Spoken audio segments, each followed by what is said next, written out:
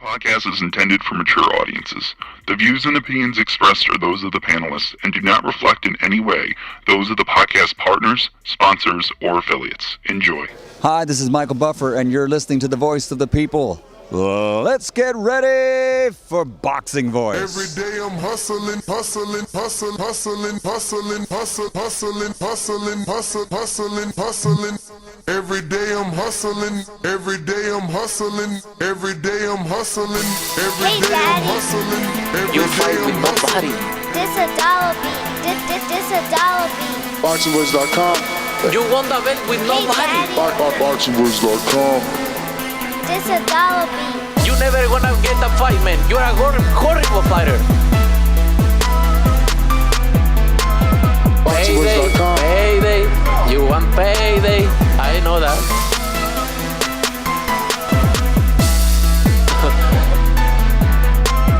Oh, look this guy.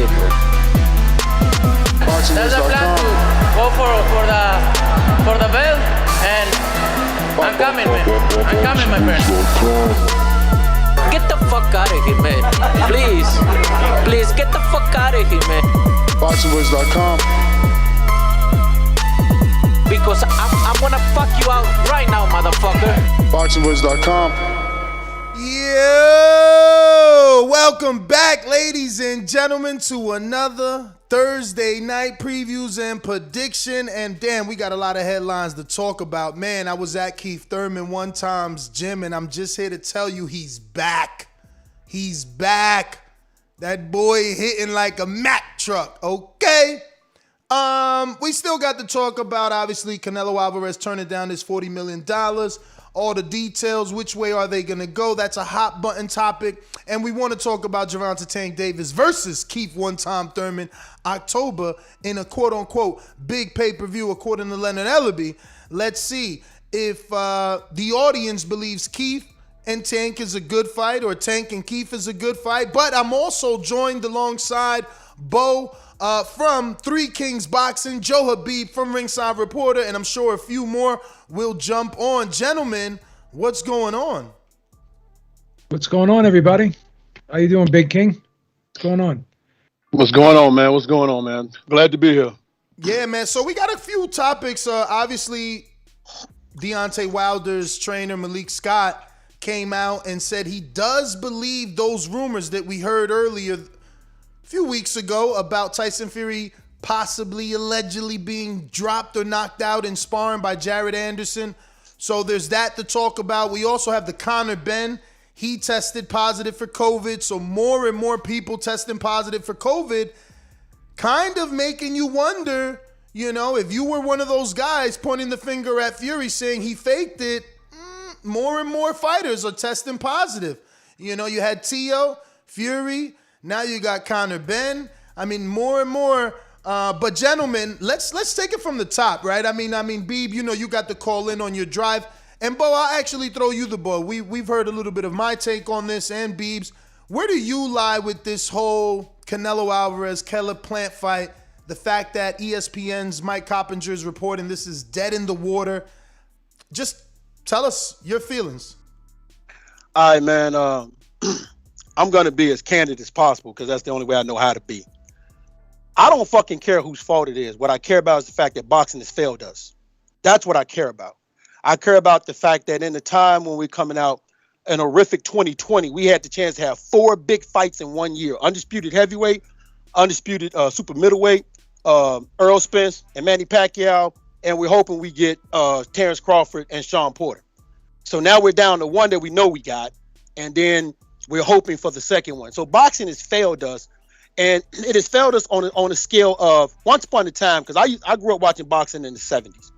We used to, you know, fans used to demand their fighters do whatever was possible to make fights instead of trying to figure out who's at fault or who should do this or who should do that. So for me, I look at it like this. It don't matter whose fault it is. What matters to me is boxing, once again, has been failing us when it comes to making these fights.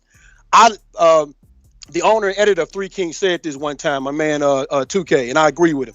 I want to go back to the days when promoters were robbing the hell out these fighters, because you know why? They was hungry and they made fights.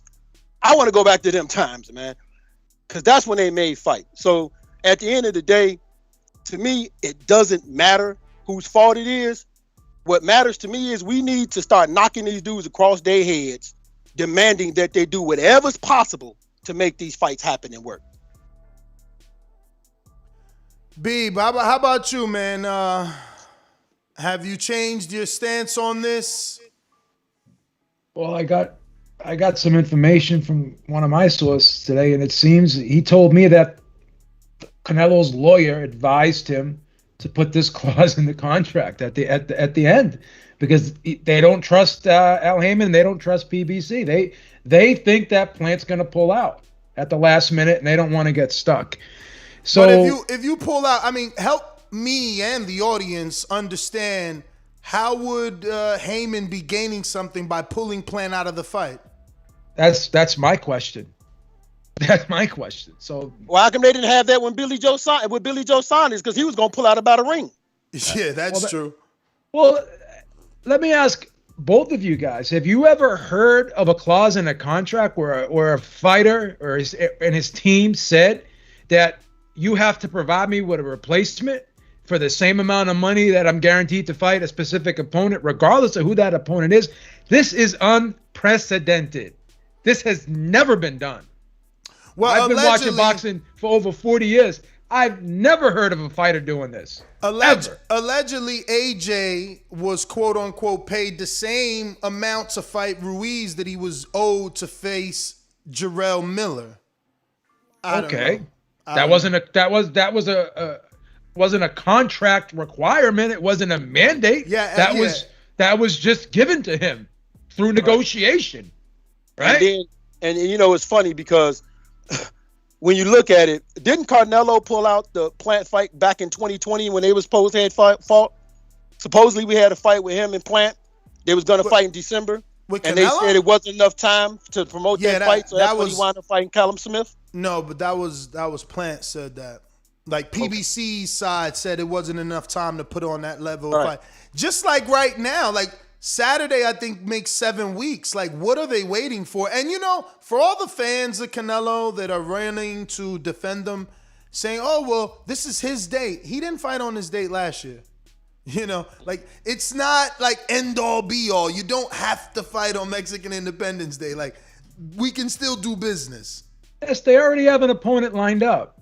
I mean, I hope it's not Bivol. They got Bivol lined up already. And what is that? That's an in-house fight, right? That's an in-house fight. I don't want Bivol, honestly. So that fight's gonna be on DAZN then. Yeah. Yes. Okay. $8 for me. I'm a yearly member, so So again, let's connect the dots. There's already a fight lined up for Canelo.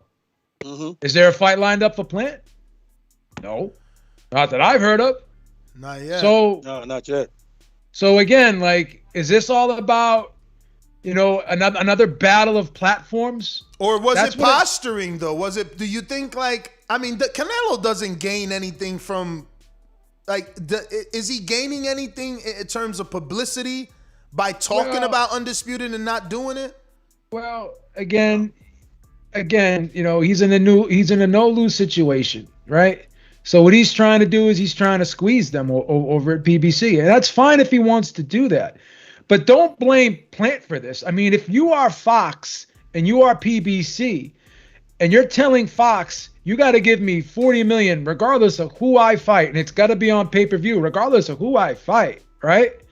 Then, like, who would accept that? If you were Fox, if anyone was in Fox's position, would they agree to this? No one would. But so let's be honest. I like your scenario or metaphor this morning about the car, Bo. So he said, like, if you buy a car, and I'll make it a lot quicker and simpler. If you buy a car and you order that motherfucker in red and it comes in black, you ain't gonna take it, and you definitely ain't gonna take it for the same price. So it's like they want you to say yes.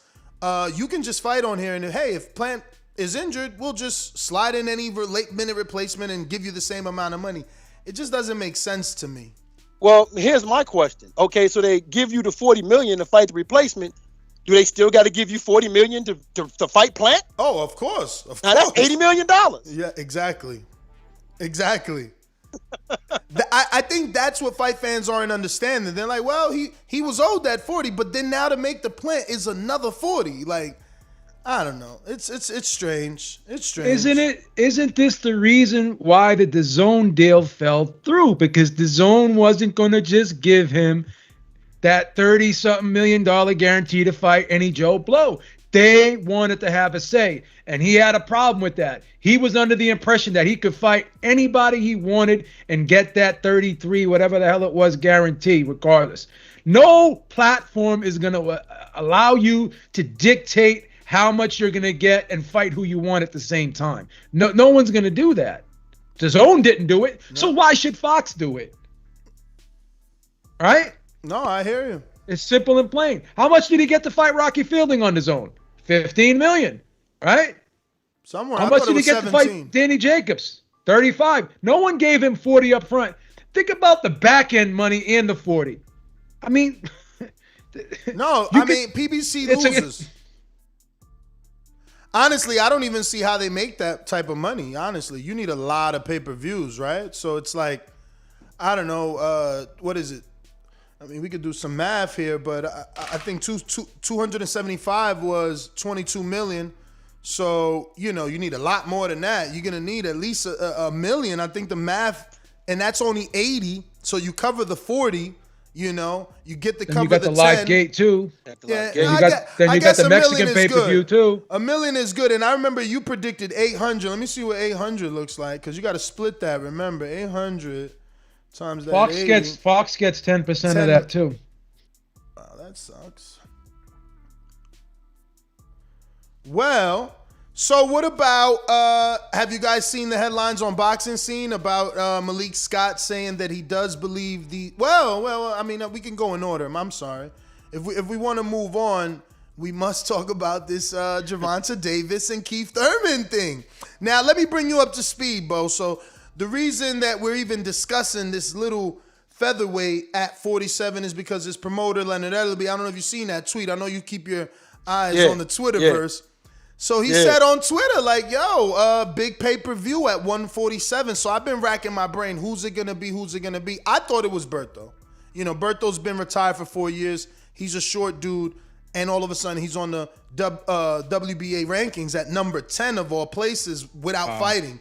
So I thought it was Berto. But I went to see Keith today, and he's throwing his name in the hat. And I'm excited because, you know, I thought a welterweight would be like, man, he's too small, or man, I'll do. Like, he's giving Tank the respect. He's understanding he ain't the A-side. He willing to go to Atlanta. He prefers it to be in Las Vegas.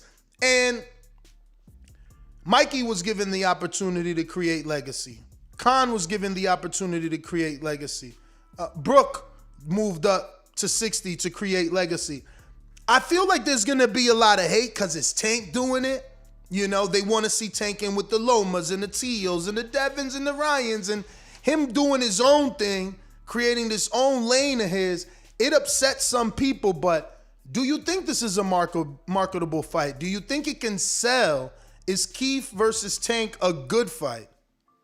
Yeah, I think Keith versus Tank is a good fight because, okay, number one, everybody wants to know what's up with Keith Thurman. We haven't seen him since Manny Pacquiao, right? He didn't cut his hair, you know, so I think he lost some of his Samson, if you ask me. But you know what I'm saying? He didn't cut his hair. He's talking like he's a little bit meaner. And right now, all the big heavyweights where he can get money from, welterweights where he can get money from, is busy right now. Earl Spence got Pacquiao, Sean Porter and Terrence Crawford is going to, you know, kind of battle it out. He could look at Ugas. But the next best thing, if you're talking about money and a big marketable fight, is Tank Davis.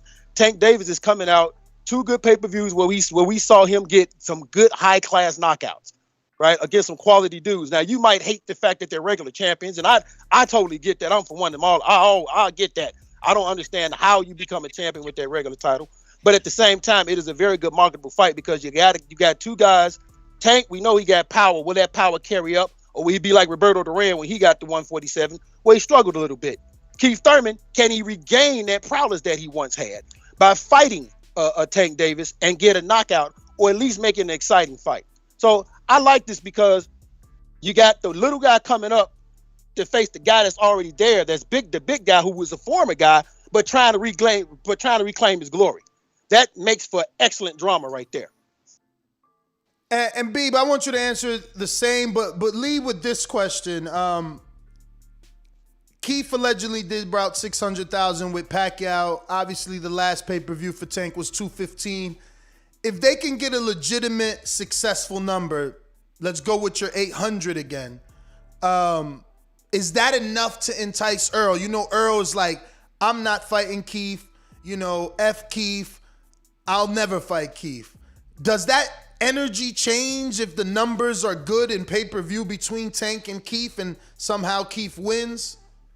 Yes, it does. But Keith's been out of the limelight for a while. Hasn't looked great in a while. Let's be honest. Will Keith generate and attract that attention? I mean, I'm not really crazy about seeing Keith Thurman fight again. I'll watch him, but I'm not clamoring for him to fight again. I'm not like, damn, where's Keith been? I can't wait to see Keith Thurman fight again. Because there's so many other fighters out there at welterweight that I am intrigued about, like Spence, Crawford, Virgil Ortiz, lots of guys out there, that are still viable guys, Boots Ennis, right? So, I mean, Keith's been out. He hasn't looked great in his last couple fights. So what is it about Keith that makes him must-see TV right now, to be perfectly frank with you? Wow. Bo, you don't think Keith's must-see TV? I think, honestly speaking, I think this would be more about Tank Davis than it will be about Keith Thurman. Showcase fight. Yeah, and I agree with that because last time we saw Keith, he did take a loss, and boxing is about what have you done lately. Wait, so and are you guys saying like you wholeheartedly believe like Tank beats Keith? Like you're talking like Tank, like he beats Keith? I don't even like Tank at 147. I'll watch the fight because it's intriguing. It's Tank taking on another challenge, but to me, I don't think it makes sense for Tank to go up to 147. I don't see a need for it. I don't think he's big enough. I think it's a step too far. The need, Bo, is that the welterweight division is the most lucrative division outside of the heavyweight division. So if you want to make real money, you become a welterweight. But he can't excel. He can't excel at that division. He can't stay there and excel in that division. I don't think so. But to answer your question, I'm willing to lean toward Tank because he's been the busier fighter, and I'll always lean toward the fighter has been the busier fighter because iron sharpens iron. So Tank has at least been in there. He's been fighting as to where Keith is different when you're in the gym going half speed versus 100 miles an hour. Yeah. So I just question what's Keith's motive right now? What's driving him right now? I question that versus Tank Davis. So I'll always lean toward the fighter that's been the more active versus the fighter that's been sitting out. So if you guys feel this way and you guys are like hardcores, the audience is counting Keith out as well. This is the right fight. Do a poll. Oh, no, I've already done the poll, and the answer is yes, they would buy it. But my question is, this is the right fight. If you're Leonard Ellerbe and Mayweather, it's like Josecito almost stopped him in the 7th round. Little Pacquiao, who started at 105, put him down. He's been inactive. He's had, one fight in 4 years? I mean, the time is now. So you're already making my argument. Tank beats him. He's beating the guy that's past his prime, hasn't looked good in a while, and really has been out coming off a long layoff. Supposed to beat him, right?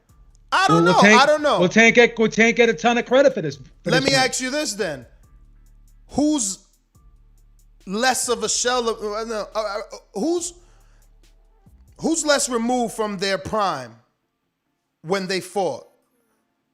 Crawford versus Brook. Or let's say Tank fights Keith. Who's still more viable? I'll be honest with you. I think Brook is. What? Oh, no. I think jumped off the deep end, I think Brook beats Thurman right now. Oh, what?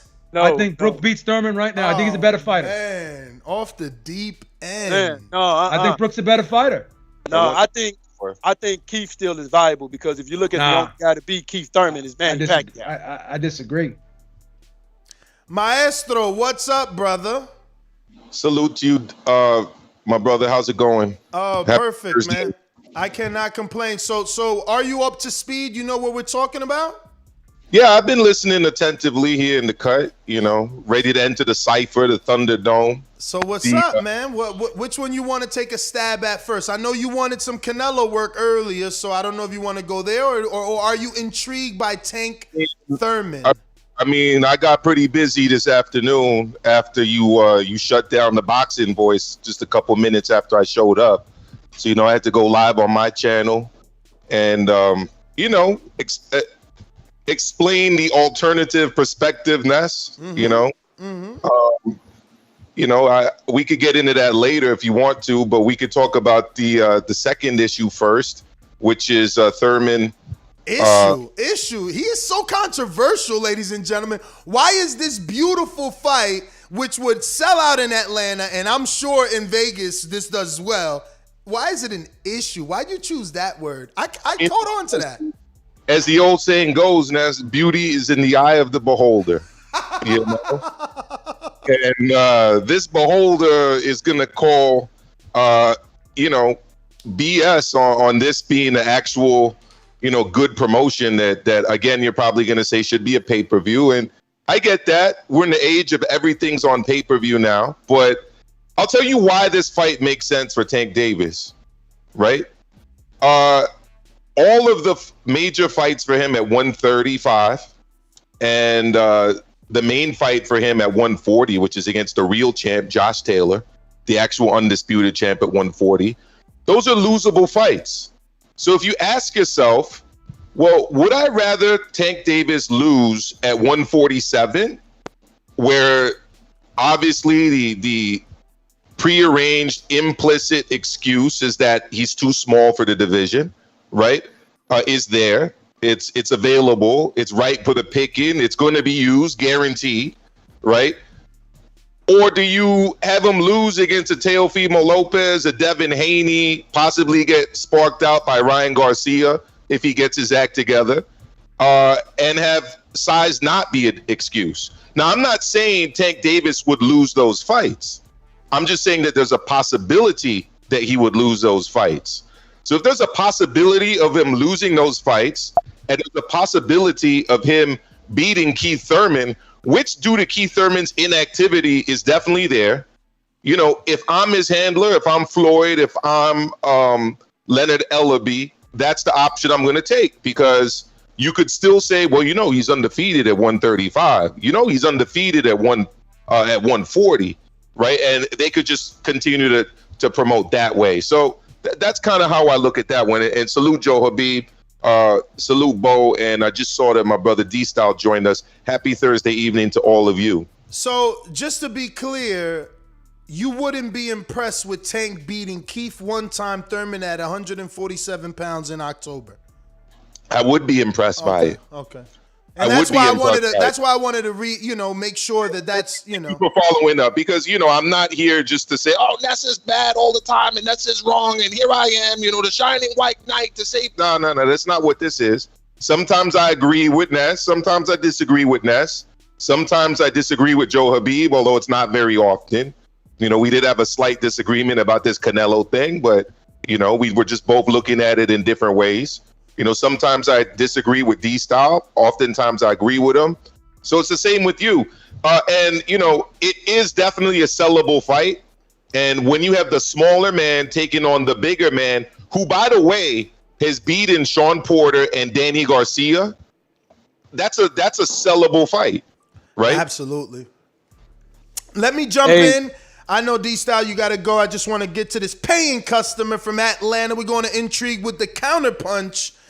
He didn't like the blasphemy we talking on Thurman. Hey, man, y'all tripping, man. Not y'all. Yeah. Huh? Call him by name. You know it ain't me. Huh? Say their name, because it ain't me. I don't know. What's the new dude on the panel? Bo. I don't know his name. I know B. Bo from Three Kings Boxing. Yeah. Oh, okay. Yeah. Them two. You know what I mean? Man, come on, man. Anytime Thurman fight, man, I don't care. He been on a layoff with her. He must see TV, bro. Numbers don't lie. You look at all of his fights, it's going to still continue with that same trend. Whoever he fight, y'all going to tune in and watch the fight. And if he fight Tank, which I don't think will happen, that is a big pay-per-view. And he's going to spark Tank. I don't know what it's like. Oh, he's been out the ring for so long. We don't know if he can do this. Man, come on, bro. That's Keith Thurman, man. He bad healthy. Ness came from the training camp. Did he look healthy, Ness? Or did he look like he was hurt? He looked ready to go. That's serious. it. I rest my case on that, man. I mean, so it's you ask me my opinion. I'm just telling you how I feel. If you feel that way, you can feel that way. I seen him working I ain't with gonna tell you how to feel. I just seen him sparring 168 pounder, man. Hold on, wait a minute. Let me clarify something. I did say that that's a viable fight. No, he's going at me, bro. He ain't going at you. Oh, okay. No, he's going at me. That's cool. That's cool. It's all good. What's going on, everybody? How's it going? How's it going, brother? Tell me, man, where are you on this this little debate here? Is it an issue for you or is it a great fight? My man Maestro called this one an issue. I'm not even gonna lie. When I saw the poll, I said, "Shit, did he free?" And look at how he froze. Damn, yo, imagine he did that on purpose. Yeah. First of all, it's a random. Your mic fight. disconnected on that restart there, I guess. It is a random fight, though. I'll piggyback off that. It is totally random. Listen, but he fell into the trap. You know, this was me. You know, I took the information that Leonard put out there, and you know, I was going with the Floridian and Berto. And he actually, I think he said Danny should be the fight that Tank takes, and I'm like, what? You should be putting your name in the hat. And then we started talking about him, but his first initial name was Danny. So for the three of you, while D-Styles logs back in, yeah, Danny versus Tank, is that better for you? No. Okay. Because Danny's already said that he struggles to make 147, from what I remember, and he was talking about moving up to 154. So, like, why would you then take on a guy who would have to move up from 140? By the way, if I was Keith Thurman, and this might sound like a hot take, I would rather take on Boots Ennis, because I would rather lose to Boots Ennis than lose to Tank Davis. I'm just saying. That's for the people who think that Tank Davis can win this fight. I think that a good Keith Thurman, the Keith Thurman that we've seen at his best, beats Tank Davis. But Leonard Ellerbe and Floyd don't really make moves that put their guys in jeopardy, really. I mean, the only guy who I think has been moved super tough, that's kind of an elite fighter that they have, has been Badu Jack off the top of my head. But I don't think Tank Davis has been moved very tough at all. So I'm thinking if they, I see you looking all crazy at me. I guess you're going to disagree with that. But if they have taken on Keith Thurman, then they must see something. They must know something. You know, they must know about some injury or some issue he's facing, maybe in his personal life. I don't really know. But I have yet to see Tank Davis in anywhere close to a competitive fight since I saw him knock out Pedraza here in New York City at the Barclays Center, live and in person. You said he hasn't been in a competitive fight since then? I think everything gone into. I think he's right. He's been the huge favorite, Ness. I would have never put money on any of his opponents since Pedraza.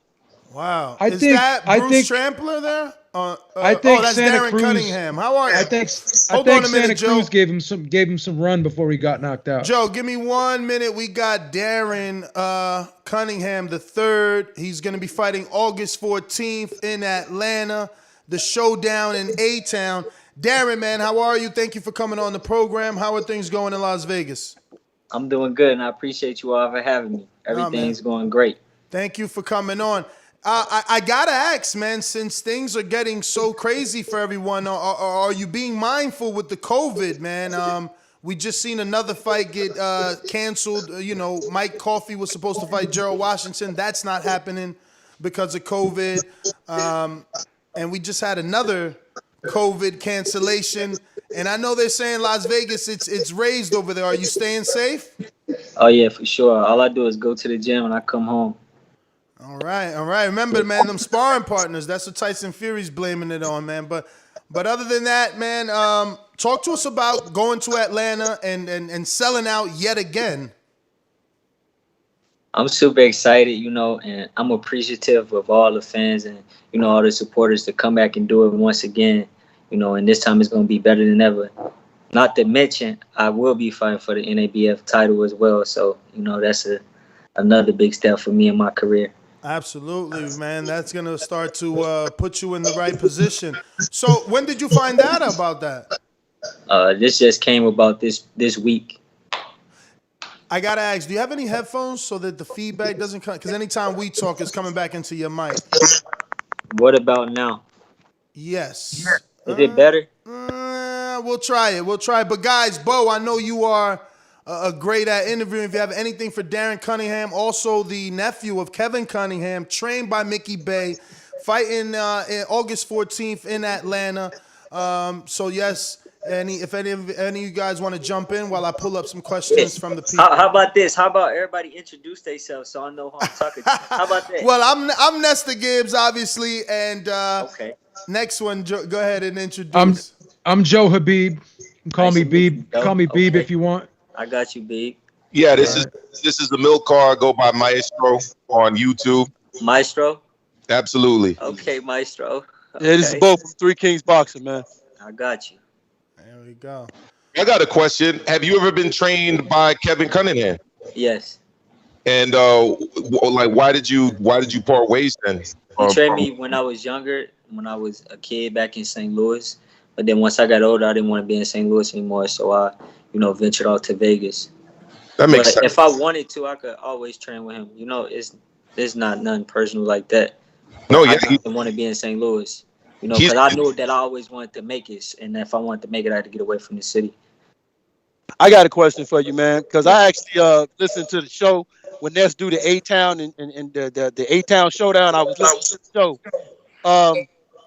You're fighting for the NABF. This is the stepping stone that you need to complete to get to that next level. Right. But you have to show us every step you take per level. What are we going to see from you in this level right now to make us believe you're ready for that next step? First and foremost, I'm coming to put on the show for sure. That's why I put in the hard work day in and day out to be able to show you guys, what I'm capable of doing. And, in this boxing world, let's be mindful that enough is never enough. So I got to give it to him 110% every time. Darren, do you feel like any pressure being one of the biggest DHP promoted fighters? Because, everybody else under you is less developed than you. You are on, like you said, you're fighting for a regional title. So you could end up being Devin Haney's first world champion under the promotional company. There's definitely never been pressure, throughout my career nor my life.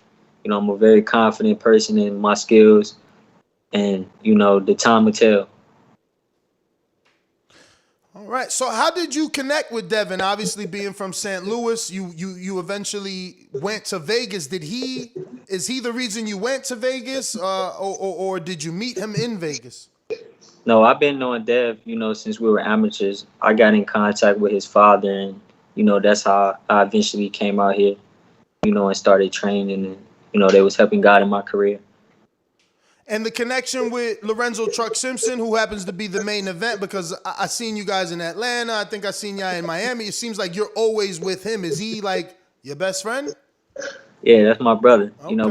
We all family, so we all locked in.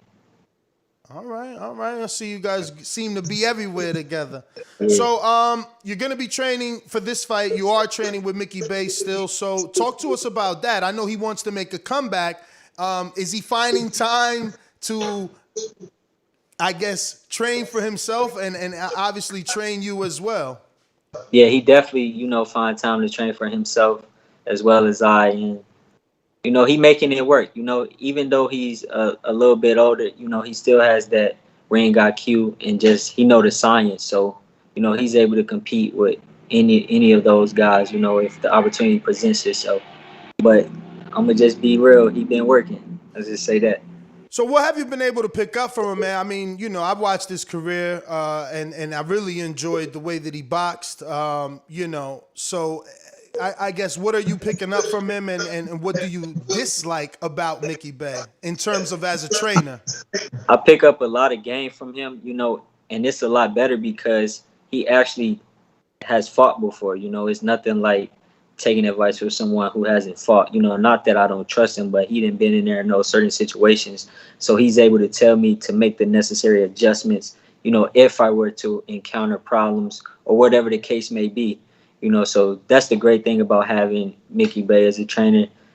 To be honest, I haven't found too many things that I dislike about him, so I can't really say that there's one specific thing that I dislike about him. I think that, not only was he a hell of a fighter, but he's a hell of a trainer as well. And what I like about him the most is that he doesn't try to make me fight like him.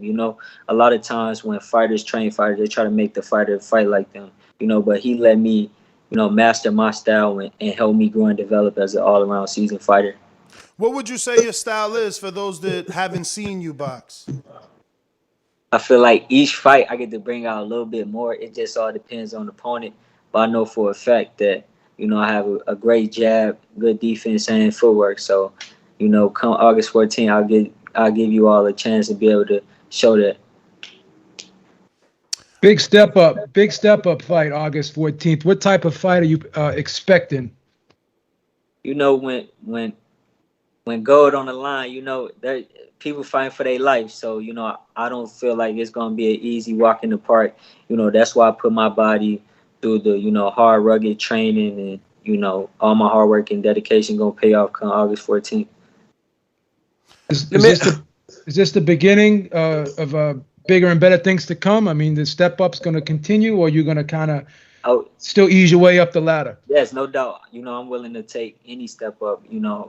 I haven't turned down, one opponent throughout my career, so I'm willing to accept all challenges, whoever. Got you. Let me ask you a question, man. You can be trained by a trainer, and you can go through the motions, but you have to have something inside you, in your heart and in your mind, that no matter what your trainer tells you, sometimes you have to make that adaptation. You have to make that adjustment. Right. From a mental standpoint, how would you say you kind of take things mentally? Because when you're in that ring, it's just you. No matter what your trainer taught you, no matter what you did, it's just you. So from a mental standpoint, how would you say you are mentally as far as being prepared for anything you have to do to win a fight? Mentally, I feel like, I'm prepared for anything that comes my way. That's why I have a strong, solid team, to help me put all the pieces together. And even though I'm in there by myself, Mickey, all my other trainers, everybody help, be a part of the gift. So it's not just about me, but, whatever we lacking in, we can, make up for it. All right, I got a few questions from the people. Ruin a 504, New Orleans says, if you're successful in your next fight, do you think the NABF strap will earn you a spot in the WBC rankings? Well, when I be successful after August 14th, yes, the NABF strap will, put me in the top 25 rankings for the WBC. Young Tigre says, you being from Las Vegas, what's your thoughts on Caleb Plant's resume? No, I'm from St. Louis. Yeah, I know, but you reside out there. No, I'm still from St. Louis. Okay. So what do you think about Plant's resume? I mean, he a fighter. I mean, he can't do nothing but fight who they put in front of him. I'm not here to say who he fought or who he hasn't fought. I mean, he beat who they put in front of him. That's right. So, Champ, I know that you know Tank very well, so I wanted to ask you. I just came from Keith's gym. His promoter Leonard Ellerby said on Twitter like Tank could possibly. I think we talked about this in person, but he said Tank could possibly be in a welterweight fight in a quote unquote big pay-per-view. Right. Who do you think Tank could be that welterweight, and what do you think about a fight between him and Keith one-time Thurman at welterweight? I feel like, I don't know if he's moving up or not. At the end of the day, talk is talk. It's all about action. So if he were to move up, then I don't know who he would fight. That's a question that you would have to ask him. But, from what he's shown, he's able to, go up in any weight division and, do what he have to do at the end of the day. But a fight specifically with Keith, how you think that looks? Like, how would Tank do with Keith? If the fight happened, then I'll be able to tell you. I can't really say right now. He a 140 pounder, he 147, so I can't really say. Now, if they signed it, then you would have an answer from me. I hear you, champ. I hear you. Well, those are all our questions, man. If you have any social media, please give it out at this time. Also, let everybody know where they can get tickets to the event. I'm going to screen share it if they can't remember the phone number and how to see this card on August 14th is going down. The showdown in A-Town. Darren, where can they find you? You can find me on all platforms at Darren Cunningham III, and the link for the tickets is in my bio. So, yeah. Thank you. I appreciate you all. Make sure you all tune in. And I know that this not it, man. This it. Y'all don't have any more questions for me? I want to talk. I want to get to know y'all. I mean, it looks like Beeb got his hand raised. Beeb, you got something else? I got a question for you. Astro got a lot of questions. He not saying nothing. I'm waiting on you. Get him. I'm waiting for my turn. So, I mean, there have been a few great fighters from St. Louis. You know, Corey Spinks comes to mind, obviously. That's my mentor. There you go. He was the undisputed champion, right? I thought actually he did very well when he moved up to fight Jermaine Taylor. That was a really close fight, if you remember that one. I thought he won, but could you give me your top 3 fighters from St. Louis? I was going to say top 5, but I'll just go with top 3. Well, I'm a little biased, so I'm gonna go with the Spinks family. So I'm gonna go with Corey, Leon, and Michael. In that order? Interchangeable. Tell me it could be interchangeable. Tell them. Yeah, no, I can't say that order. Well, go from the father first. So Mike, Leon, Corey. There you go. That's fair. Damn, we ain't gonna throw Devin in there, my man, 2-time champ, man. St. Louis. Yeah, no, Devin in there too. Devin like that. You look like Devin a little bit too, man. No. Yeah, he do. He does. No, he does remind me with the glasses. Come on, man. Nah, he look like Devin. Hey, Darren. Take him off. Yeah. Don't let him. He look like Devin. Come on. Man.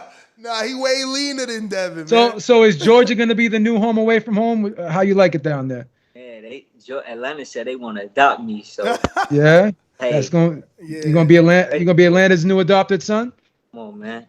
There you go.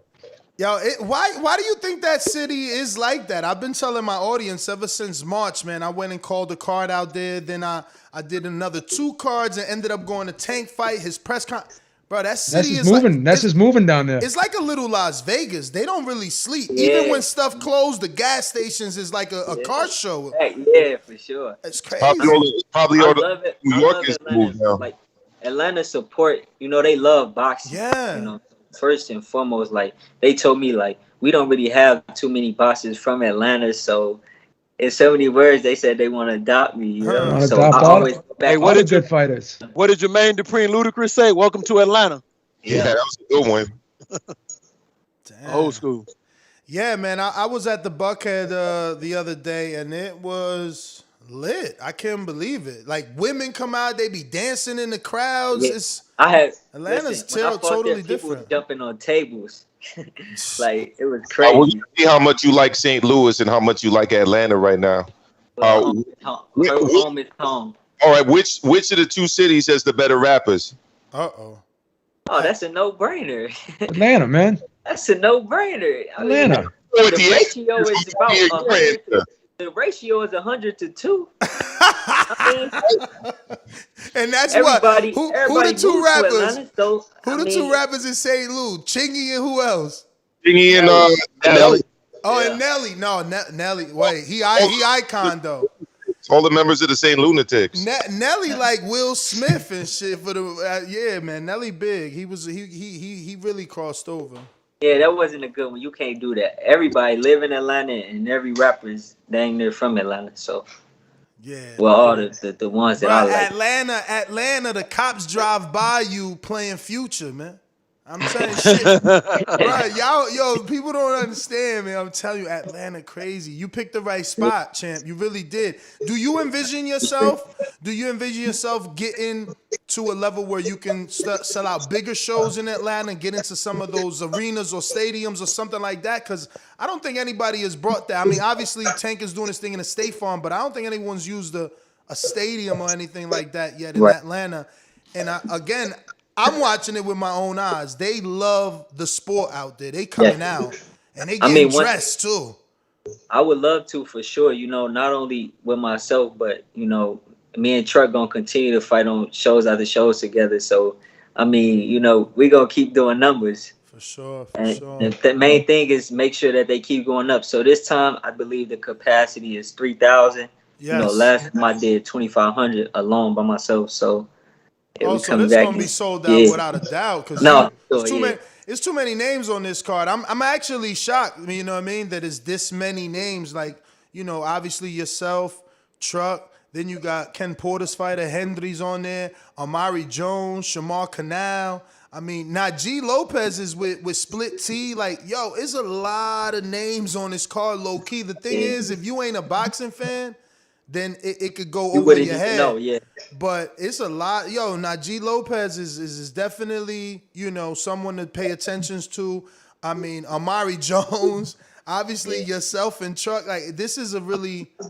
I mean, the card stacked from top to bottom. Top to bottom. And I think you know better than me. I'm a butcher the name. It's Stacy something. I heard Stacy Selby. Selby. He's being added as well. That's another Tank fighter as well. Yeah. It's like so much star power. And I'm being told Tank gonna be in the building. They say he don't miss a Truck fight, man. That's what I heard. He only missed one Truck fight, and you know he don't miss them after that. So I mean that's a lot of people. Then you got Mickey Bay gonna be in there with you, his brother Cortez. You got Ken Porter gonna be in there with Hendry Martinez. Calvin Ford gonna be in there with Lorenz. I mean, it's like a big card for real. So you going down, Ness? You going down? Oh, absolutely. I like Selby. Absolutely, I'm in the building. My ticket's already bought, plane ticket, everything. Hotel, go. I'm in the building. The whole weekend. It's gonna be a movie.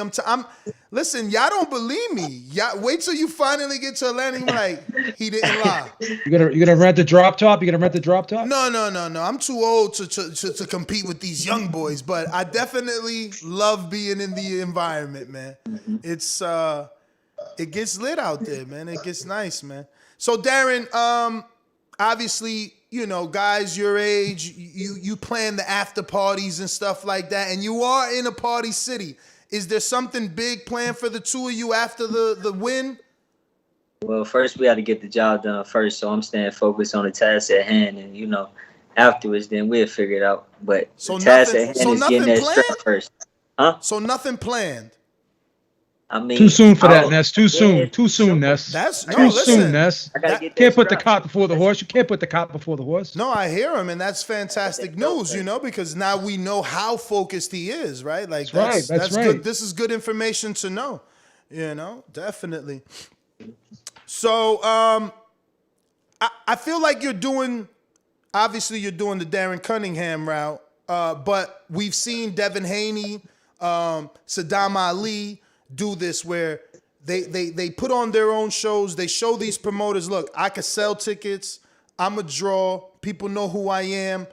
What's the goal for Darren Cunningham doing it independently this long? What are you trying to attain? What statement are you trying to make to the promoters? Or is this just your route until you become a world champion? I'm trying to be able to sell tickets. You know, it's about selling tickets and making sure. I feel like this. What would make you want to take off work to come see me fight? Me being a hell of a fighter, or just you just liking me as a person? I feel like that's what it's about. Because the more people that I can come to my fight, the more money I get. You know, I mean, obviously, I'm a prize fighter, so I'm fighting for the money. You know, but not only that, I want to make a difference. You know, throughout the world and my community first and foremost. So that's what it's about to me, getting everybody behind me and backing me. It's not like that back home love and support from my city, Atlanta. I want all the 50 states to get behind me, you know, because it's like this.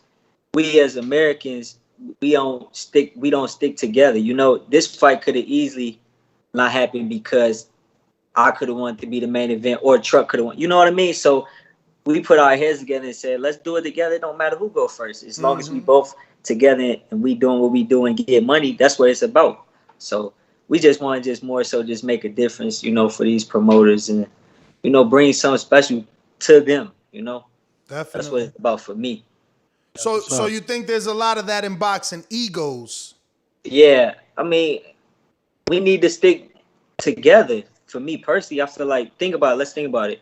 Like Pacquiao, guys, whole country behind him. Think about it. They coming for him, you know, and they all minority and they stick together. We the ones that separate our egos, or they don't like this. They don't. We together. Let's get it. For sure, man. Guys, you got anything else for Darren Cunningham?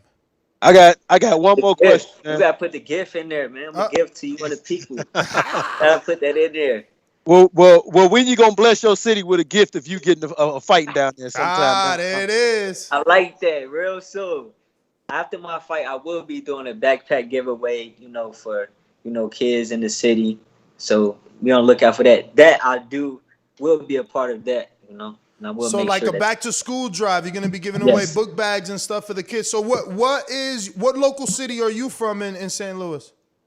I'm from the north side, you know, but it's so small. Like everybody knows everybody. It's just you can commute from one side to the other in 20 minutes. So that's it's funny that you bring that up. Do you have a date for the back to school drive? Because my good friend Maestro is a public teacher in New York City, and I just seen that your promoter Devin Haney as well did a back to school drive.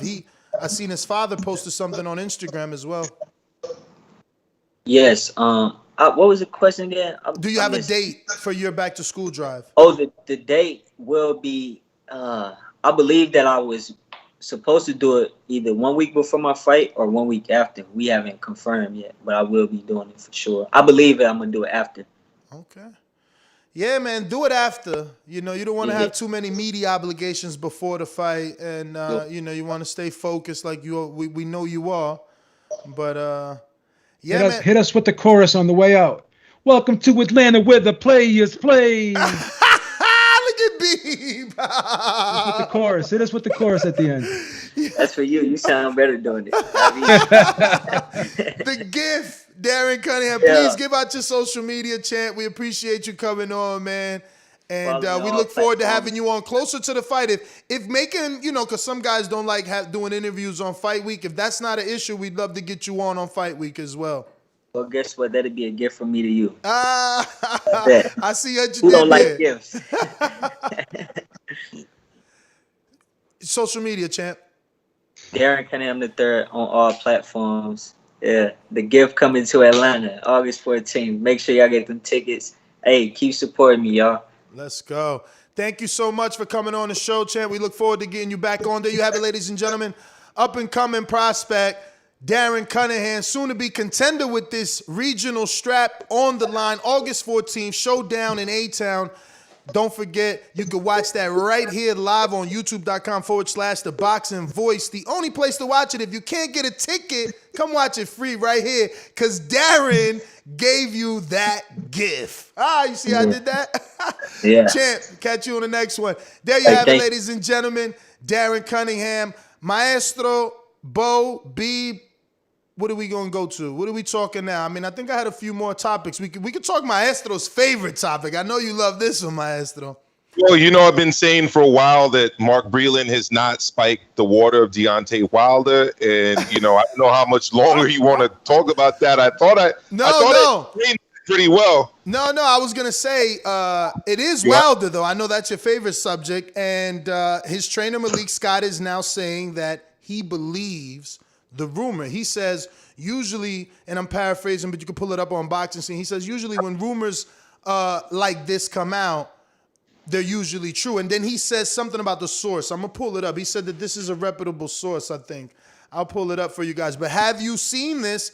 And I guess we'll start with you, Bo. Bo, do you believe Jared Anderson knocked out Tyson Fury in sparring? You know, guys have always getting knocked down in sparring. So no. They're not saying knocked down. They're saying knocked out. Like that's why the fight. They saying that's why the fight was postponed, because he was knocked out. Nah, I don't believe Tyson Fury would stop a fight because he got knocked out. You know what I'm saying? I mean, Mike Tyson didn't stop a fight when he got knocked down, but he wound up losing against Buster Douglas. So I guess it's a bad reference. But at the same time, you know, we know that happened. Fighters get knocked down. Fighters get, you know, stumbled, hurt. Because again, you're working on something, trying to perfect it, while the other guy is in there trying to prevent you from working on it, so he has that advantage. So I don't look into this. It's a good motivation for Deontay Wilder, though. If I'm Leigh Scott, I would use it to motivate Deontay.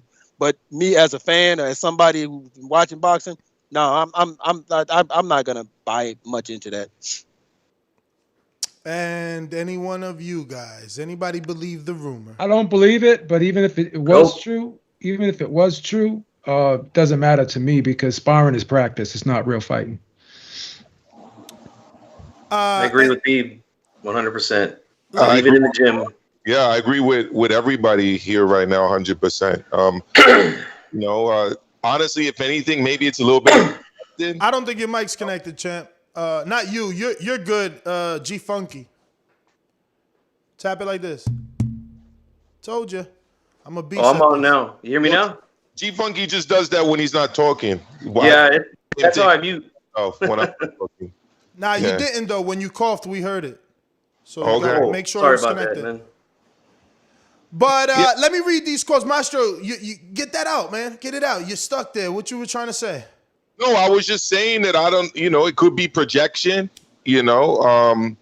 maybe that's their psychology. Like if that happened to them, they would stop the fight, otherwise, why would you even say that shit? Searching for confidence. That's what this is, Daddy. Whoa. This is psychology 101. You're searching for confidence. That's all it is. I mean, you know about the shadow, right? I do it all the time. I do it all the time when I'm down. Here you go. Open quote, right? Or rather, the beginning of the quote, he says, when you hear those kind of rumors with this type of high caliber fight, those are not rumors. Those are facts. But they need to believe that, though. They need to believe Scott that. said, That makes them sleep better at night. That makes them sleep better at night, Mr. Gibbs. Those are facts. He That said, makes them sleep better at night, knowing Malik that. Scott said this to the PBC podcast. He said, those so-called rumors came from legitimate sources. Right, but if you notice, it's like a game of telephone. Like first it was, he got roughed up in sparring. Then, he got knocked down. Then all of a sudden now he got knocked out. I mean, next thing it's going to be he got stretchered out. He suffered a concussion, and he's in ward 3. He's in ward 3 under the anesthesia. Hey, honestly, next week it's going to be he flatlined. He flatlined for 2 minutes. Struck. 1, 2, 3, struck. 1, 2, 3, go. 1, 2, 3, go. Revive him. Honestly, I've only heard the knockout rumor because someone sent me like a screenshot of Tay Jones's tweet, and he was the first one that I seen, say, the real reason is he got knocked out in sparring. I heard Francis Ngannou went down there and put a triangle choke on him. I mean, my brother H Money's put me on the history of Tay Jones. Everybody check out my brother H Money Boxing. He sent me a video where Tay Jones was, I'm pretty sure it was Tay Jones threatening Sugar Hill. And the next thing you know, I saw a video of Tay Jones in Vegas next to Sugar Hill, and Tay Jones didn't do shit. So are we basing what we believe on what Tay Jones says? Maestro, you seem to do that a lot. You seem to try to discredit someone based off something they've done. But Ness, here's the thing. But let me just finish, B, because I don't get how the two things correlate. So basically you're saying because Tay didn't act tough in person, whatever he says shouldn't be taken as truth. I'm saying that if a man's exaggerating shit, who's to say he's not exaggerating shit later on? When you're acting a tough guy, you're exaggerating. I come on here as a public school teacher. I don't come on here as Mr. Tough, Mr. this, Mr. that. But the other thing that my brother H Money told me is that guy's a public school teacher too, or he used to be. So I don't know why you're threatening people on YouTube shows with physical violence and calling in the Fred Hawthorne and acting like a gangster when you just a regular, civil servant worker like me who's actually trained to work with children. You know what I mean? I don't really understand that. But I did understand what happened when he was face to face with Sugar Hill. So I kind of got that part. You know what I mean? Let me ask you guys this, right? Because again, since you're trying to, I guess, if this was court proceedings, you're cross-examining and trying to show the jury that the witness is incredible. So He's trying to contaminate the evidence, which is a very good job. It's a bad character witness. Bad character witness. Yeah, he's saying Tay, we got to throw him out. We got to throw him out. So this is what I'm saying. He's saying Tay is a bad character witness, but then what is the difference when Anthony Joshua was accused of being knocked out before the Andy Ruiz fight with Joey DeVaco?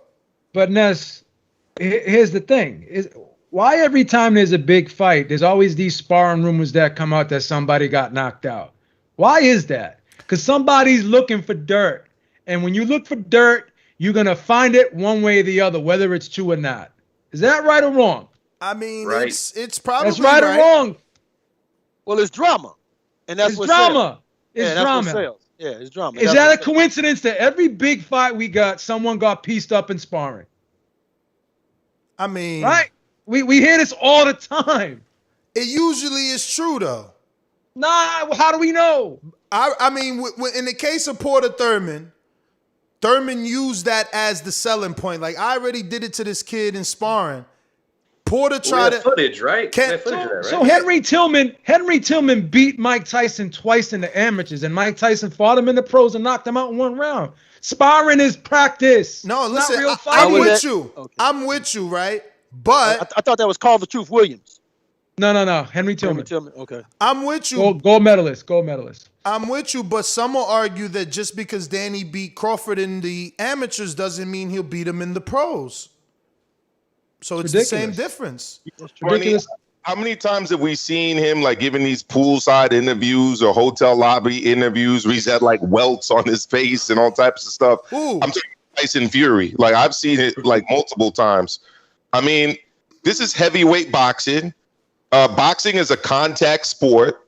You know what I mean? It's like when you're practicing a contact sport, people are going to get roughed up from time to time. I mean, you know, I don't really think it's that crazy to assume that there was, you know, some contact, but whether it was he got roughed up to he was knocked out to now the fight's off because Tyson Fury's a bitch. He got knocked out in sparring. Like, but Maestro, what about the fact that Top Rank? What about the fact that Top Rank themselves on their social media is saying that the rounds between Gerald? Good work. That's good work. No, that's what you need. They said they're pay-per-view worthy. So if they're saying that those rounds were pay-per-view worthy, it's not hard to believe someone could have gotten knocked out. Bob told me it was good work. That he also said that Fury looked good in camp. But of course he's supposed to say that. Mm-hmm. But he said he goes I know firsthand that this was a great camp for Fury. So you asked him about the rumor. I was down there. You asked him about the rumor? I asked him about the sparring. Yeah, he said it was a great camp. Specifically the rumor. No, not the rumor. No, I did not. I don't know what you're telling me about that. But he volunteered the information without even me asking about the rumor. I mean, I don't want to swerve in all kind of crazy directions here, but like, bro, I saw somebody threaten Sugar Hill. It's like you guys could look. I love this. I love it. Get him, Maestro. I love when he does this, man. I'm getting excited. He's got like a vendetta. Keep going, Daddy. Sugar Hill was threatened on a YouTube show. That's fact. Everybody's seen that clip. Physical violence. This is a fact. Like, why are we debating facts? That happened. Ness, you can't condone violence, man. You can't condone violence. Who are you talking to, Maestro? You can't condone that, Ness. You can't condone that. You gotta tell us, Maestro, when you're gonna single out these people in the chat. Remember, it's like an audio podcast. Like they don't know who you're talking to. My fault. I don't see him. But I just want to say something to Habib because you made me look that up. He might have sparred Henry Tillman, but he also did have problems. No, he didn't spar Henry Tillman. He fought him twice in the amateurs. Okay. And he lost to him twice in the amateurs, and he knocked him out in the pros. Okay, that's what I said. All right, not sparring. So what I'm trying to say, I had to go look that up. Like, wait. No. Henry Tillman would won a gold medal, brother. Right. He's a great amateur boxer, but that doesn't translate into the pros. No, That's my point. Remember that Cuban fighter by the name of Gonzalez? He beat Lennox Lewis and Riddick Bowe, and they both knocked Jorge Gonzalez. The dude with the big hair in the back. He beat both of them. You see what Bowe did to him in the pros? Right, sure did. That's all I'm trying to say. Yeah. Hey, G Funky, you see these historians showing off and shit? Yeah. Now I'll say the name. A B-Dog. That's your name, right? That's your YouTube handle, B-Dog? Okay. B-Dog is definitely a little bit of a troll. I did see the video, B-Dog. You know what I mean? And at the end of the day, enter the cipher on H Money Boxing. That's it, Daddy. Tell him. If you think you can handle a cipher on H Money Boxing, he can't do it. He can't do it. Subscribe to my brother's channel, tune in, and we'll continue the conversation over there. At the end of the day, if somebody goes on YouTube and threatens the trainer of the heavyweight champion of the world with physical violence, at that point, B-Dog, it's fair game to comment on that person. That's a felony. That's a felony right there, man. Whose name is brought up, B-Dog. I love it. That's a felony, dog. That's a felony. Fair game to talk about that person, B-Dog, if that person's name is brought up, which is all I did. I'm not the one who went on a YouTube show and threatened the trainer with physical violence. I didn't do that. All right, Maestro, triggered, man. They know how to hook you in, Maestro. You gotta be able to dip, man. You in the boxing show, you gotta slip your head a little bit. You can't answer every single thing. You don't have to slip. He's knocking these dudes out with freaking haymakers, bro. He's knocking them out. But you're gonna answer everybody's ridiculous comment, like. But I hear you. Go check out H Money Boxing. That's my brother. Go subscribe. Let me get to these super chats. I got KDDR who says, "Oh, look at this guy, eggplant." And he put an egg emoji, plant emoji, duck. So he says, "Eggplant, duck, Canelo 2 times. Make this 3 times. Went from fighter to business suit." Taking a corporate stance in crying about how much PBC and Fox giving up, like it's coming out of his pocket. Hashtag silliness. Yo, they be hating. Y'all hating on A-Side Plant. Y'all hating on A-Side Plant. A-Side Plant offered Canelo the highest payday of his motherfucking life. That can never be taken from A-Side Plant. That's going to be written in the history books. From now until the ends of time, Canelo only been offered his highest payday, not with Mayweather, not working with the Golden Boy, and not with that new company who's giving out all the money to Zone. No, it was with motherfucking Calaplan and PBC. Tell him, Ness. Tell him, Ness. Okay. I want to start a GoFundMe because it's going to be difficult to keep track of all of this stuff Ness says without some form of a stenographer or somebody to write this. I mean, number one, how the hell can you say that he offered? Does he have $40 million? He's Team PBC. He's Team PBC, man. Team PBC, bro. These childish debates. Just like if I work for a company, right? And I say us. I work for the company. Don't mean I'm the CEO. Yeah. Don't mean I'm the CEO. So basically, let me ask you this, B. Caleb Pratt has the authority at PBC now, like an attorney or like with a high-level job, to be making offers. Nope, he's saying we, meaning my side, my team. Exactly. There was no we nothing. He didn't offer shit. And let me ask you this now, it's his team. B, let me ask you this, B. Would his team be offering Canelo anything if Plant wasn't in the equation? No. So then what the fuck is Maestro talking about? I think we're dealing in semantics here. We're dealing in semantics. We're gonna get this is semantics. This is semantics. What PBC? Isn't this semantics? No, it's not semantics. I mean, you understand when someone says we, they mean team, right? But it's not semantics. It's just fact. It's a team, G, right? It's a team. Joe Habib, yes or no? What? Is he on the same team as Mark Silverman? No. Thank you.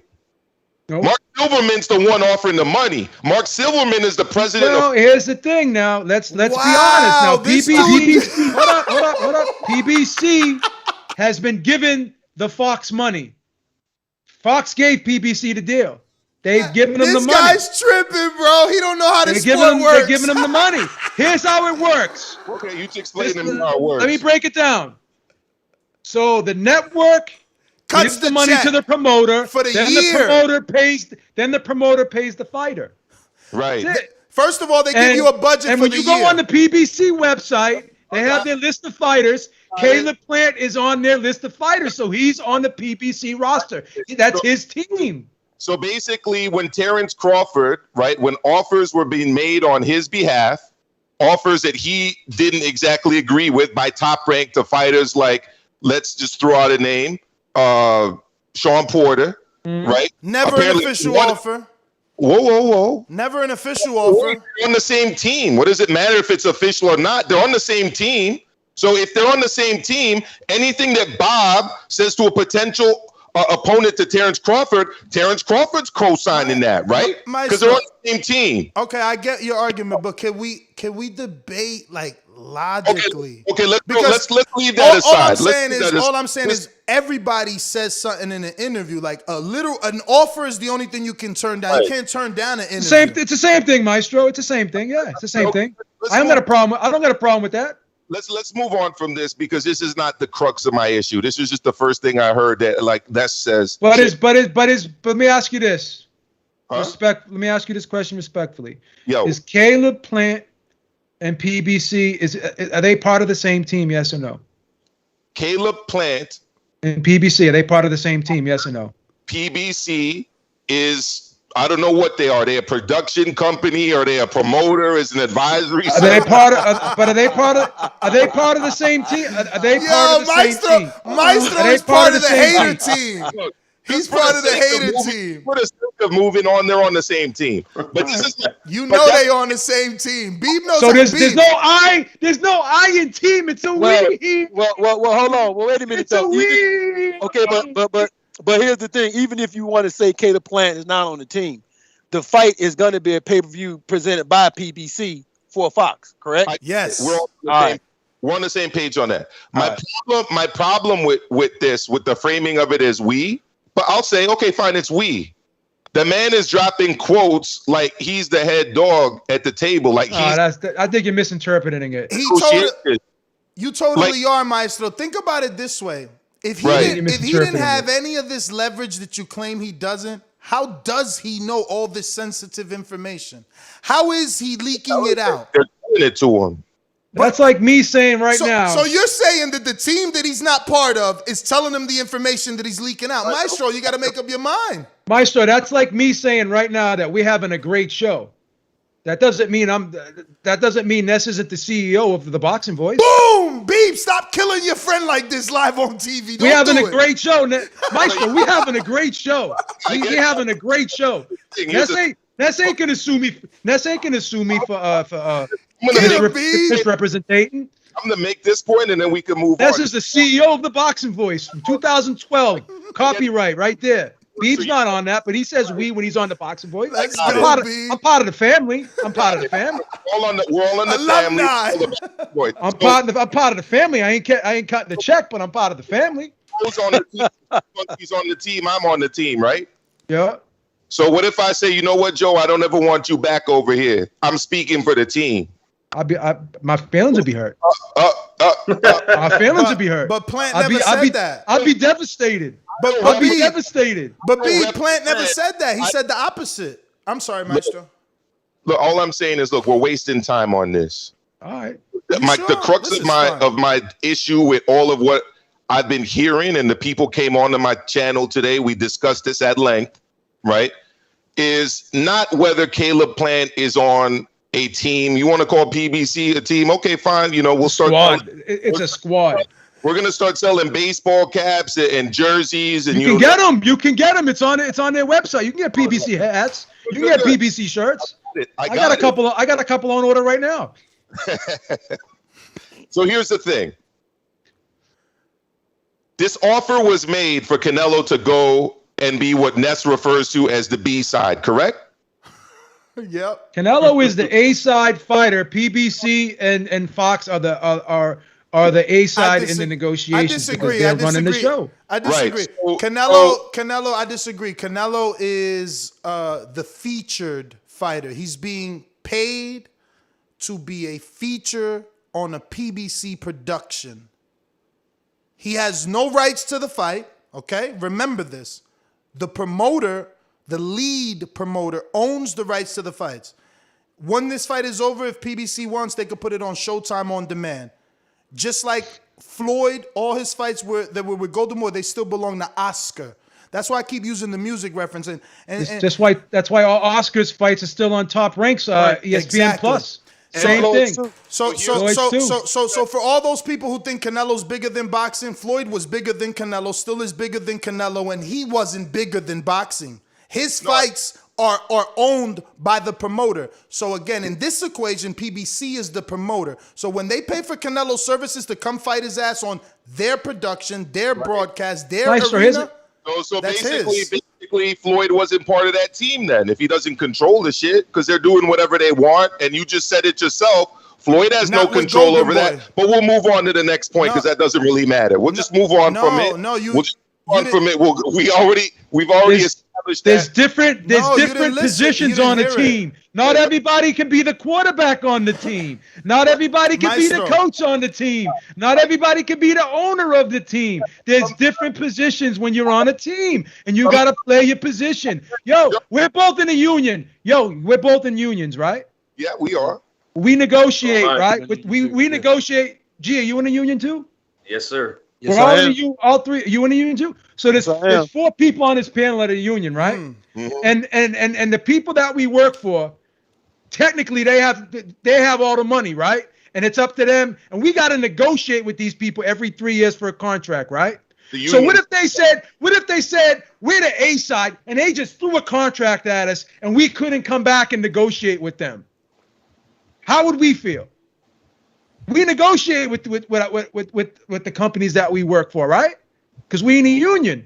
And we have to vote. And we have to vote. We have to vote to get that contract passed, right? And if we don't vote that contract in, guess what happens? The shit just gets drawn out until we can come to an agreement. Is that correct? So what if someone told us as men, fuck y'all, you just take this shit and you sign it and you take what we give you. No man is gonna fucking bow down like that. No man that has a fucking set of balls in between his legs is just gonna sign a motherfucking contract because some other motherfucker said so. Right. Because some other motherfucker said so. No man is gonna do that. Joe, you're just giving an exact case for why Canelo did not agree to do this thing. Now, here's my thing, and this is what no one has been able to explain to me yet.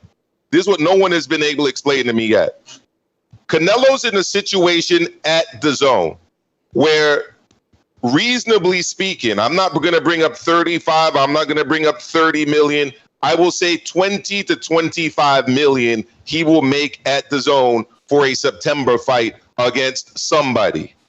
They have a situation at DAZN for Canelo where if that somebody, let's say Billy Joe Saunders, decides to back out of a fight because he doesn't get a 20'4" by 20'4" ring, Canelo gets paid when they bring in a replacement opponent, which they were going to do, which is why they brought over John Ryder.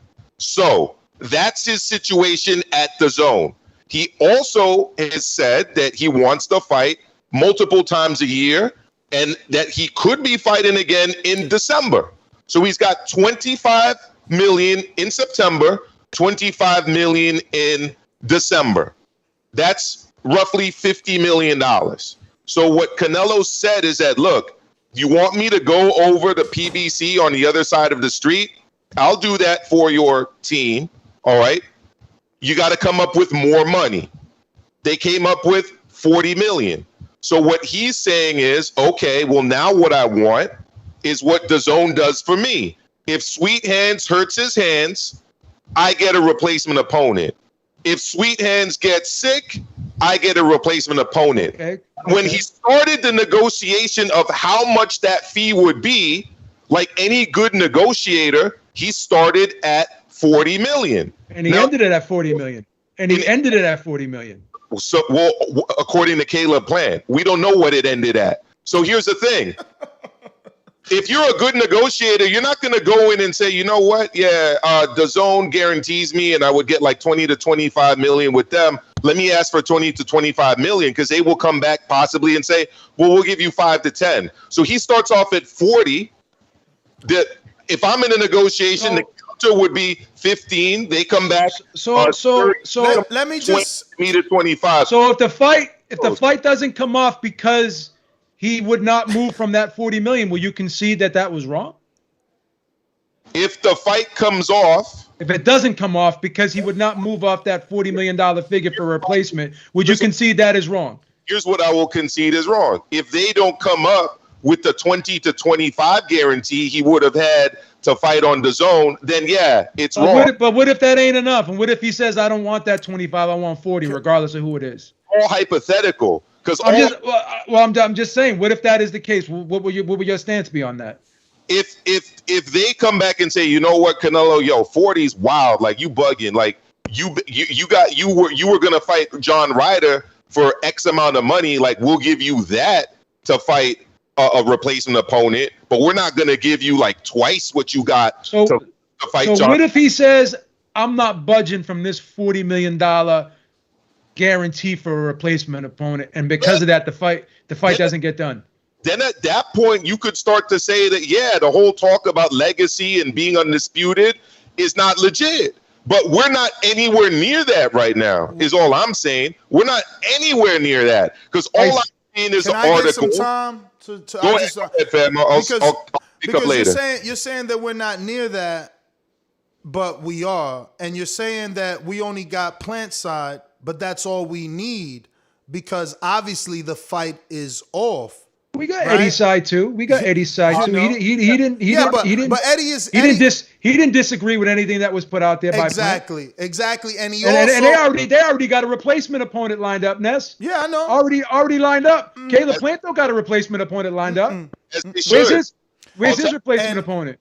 Here's he can't have a replacement opponent lined up. Number one, Benavidez has already set the fight, which would be the other good fight, a fight that both of them should have already fought when they were both champions under the same PBC umbrella. But let's digress. At the end of the day, Caleb Plant ain't a star.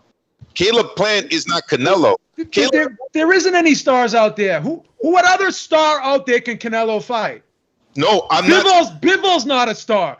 Benavidez is not a star. I don't understand. Golovkin is on his way out. He may not even be a star anymore. There are no stars out there. So we keep using this argument like this elitist attitude. Like we negotiate contracts.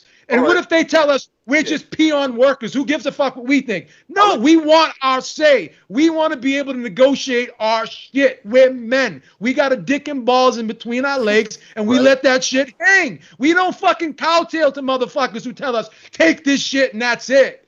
Sign this this shit. That's it. Like Canelo right now. You're literally talking like Canelo. I'm talking like Plant. No, you're not. I'm talking like Plant. Like Maestro, you try to flip things. It doesn't work. We're trying to take Plant's manhood right now. Take this fucking shit and sign it. Who gives a fuck what you think?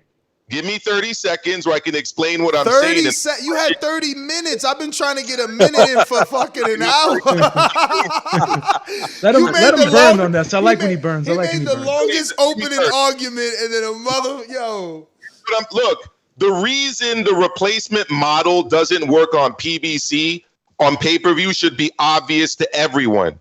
You cannot sell fucking pay-per-views with a replacement opponent.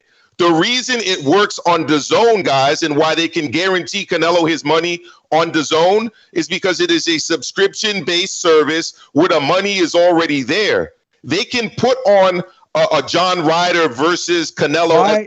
Can I finish? I'm not done with I apologize. They can put on a John Ryder versus Canelo as a replacement to Billy Joe Saunders because they don't have to sell pay-per-views. That's why PBC on Fox cannot guarantee the bag. And that's why DAZN can. They can just make it up on the next one. They cannot do that on Fox on pay-per-view because they need a marketable name to put in against Canelo to sell pay-per-views to pay him his minimum.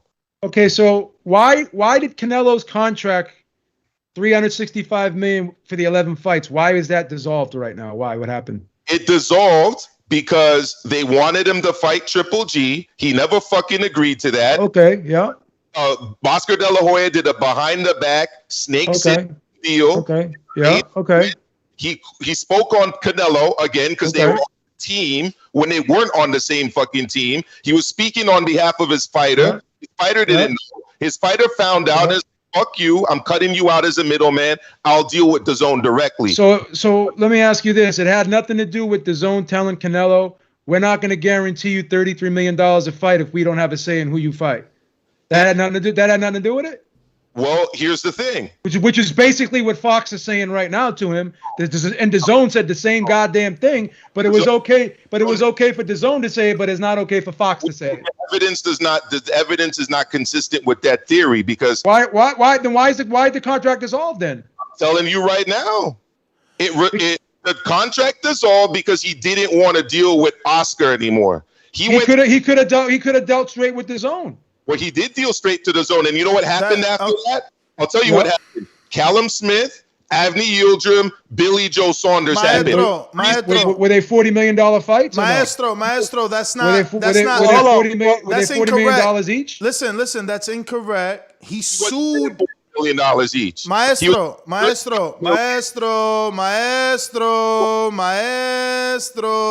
that's incorrect. He sued Golden Boy and DAZN. He sued DAZN because he wanted his money. He wanted his money. For you and to try and then they and settled say, out because you know what? He knew he wasn't going to get his money. There's no way any distributor is going to just sit there and say, I'm going to give you $33 million a fight to fight Joe Blow down the street. Nobody in their right mind would ever do that. And that was the expectation from his side. And that was not DAZN's expectation. Hold on. I just want to say one thing real quick. Because, Maestro, you said that the motto for Canelo to get his money from DAZN because it's prescription-based, correct? And with PBC, it's pay-per-view. So why would Canelo, knowing that it's pay-per-view, try to implement the same game plan that only works for prescription-based? And why is PBC being held at fault, knowing that this only works for prescription-based? Okay, that's word. First, I'm going to respond to Joe, and then Bo, I'm going to get to you second. It'll take me 2 seconds. Okay, so with Joe, number one, he sued DAZN and Golden Boy to have leverage. That's common practice. When you sue to negotiate. Suing is a negotiating tactic. Did he win? He got out of his deal with Golden Boy and then went back to DAZN. Did he win? Did he get any money out of it? He sued for damages too. He didn't get any. He didn't get any damages. Maestro, you gotta stop, man. Like we didn't win that case. Let me get a few minutes. He didn't win that case. Let me get a few minutes. DAZN wanted out of that. DAZN didn't want him long term. Right. He was suing for damages, bro. He was suing for money. He didn't get. Did he receive any money out of that? No, he lost. He lost the case, bro. He lost the case. You guys are acting like you don't know how the U.S. judicial system works and how he lost the case, though, Maestro. Maestro is just interpreting things the way he wants and saying things. He lost the case, bro. He got no true. money out of it, and then he went back and worked for the dude, the company that he sued, that he lost the lawsuit against. Why? Because he had nowhere to go. First of all, Joe, I'm sorry, that's not true. Losing a lawsuit, and please don't interrupt me. Losing a lawsuit involves a judge striking down his gavel. I'm being dramatic here. And making a verdict. That never happened. Never happened. What do you mean? What do you mean? He didn't sue for damages. He didn't sue for monetary. He didn't sue for money. Okay, here's the thing. Did he get any money? How we're gonna do this? They settled out of court. That's not losing a case. When is a settlement a loss? That's not a loss. Settlement. So what did he get? What did he get out of it? He got his freedom. You agree to a settlement because you know you can't win a case. That's why you settle. No. B. But it could have been DAZN. DAZN could have settled because they didn't. What if they settled? Yeah. What if they settled? But what did DAZN lose? DAZN doesn't have to pay him. They win because they were guaranteeing him $365 million. Now they don't have to pay him $365 million anymore. So who got the better out of the deal? Honestly, who got the better out of the deal? Yeah, Joe, but that's not necessarily true, B. Because as a company, they wanted Canelo. He brings in people, but let me. That's fine. And they hold on got a minute, him, guys. but Hold they on a got minute. him on their terms. Is what I'm trying to tell you. No, they got Canelo on their terms. Beeb, that's not true. Canelo, that's not true. Yes, they did. No. And listen, I got to take over for a few minutes. We're gonna have Bruce Trampler from Top Rank on, so calm down, everybody.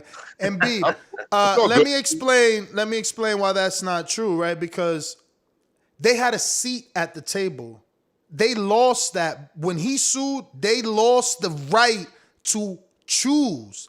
And there's plenty of articles out there that tell you that DAZN was upset with the opponents Canelo was taking. Exactly. So by him suing, he set up his own freedom. Now they can't be at the table. They're either buy the fight or don't buy the fight, but they can't dictate at the table. Remember that Canelo sued them. They don't have to put his fights on if they don't like the fight that he's proposing to them, is what I'm trying to say. But remember that Canelo sued them because Golden Boy had another deal with DAZN saying that they would provide the Golovkin fight.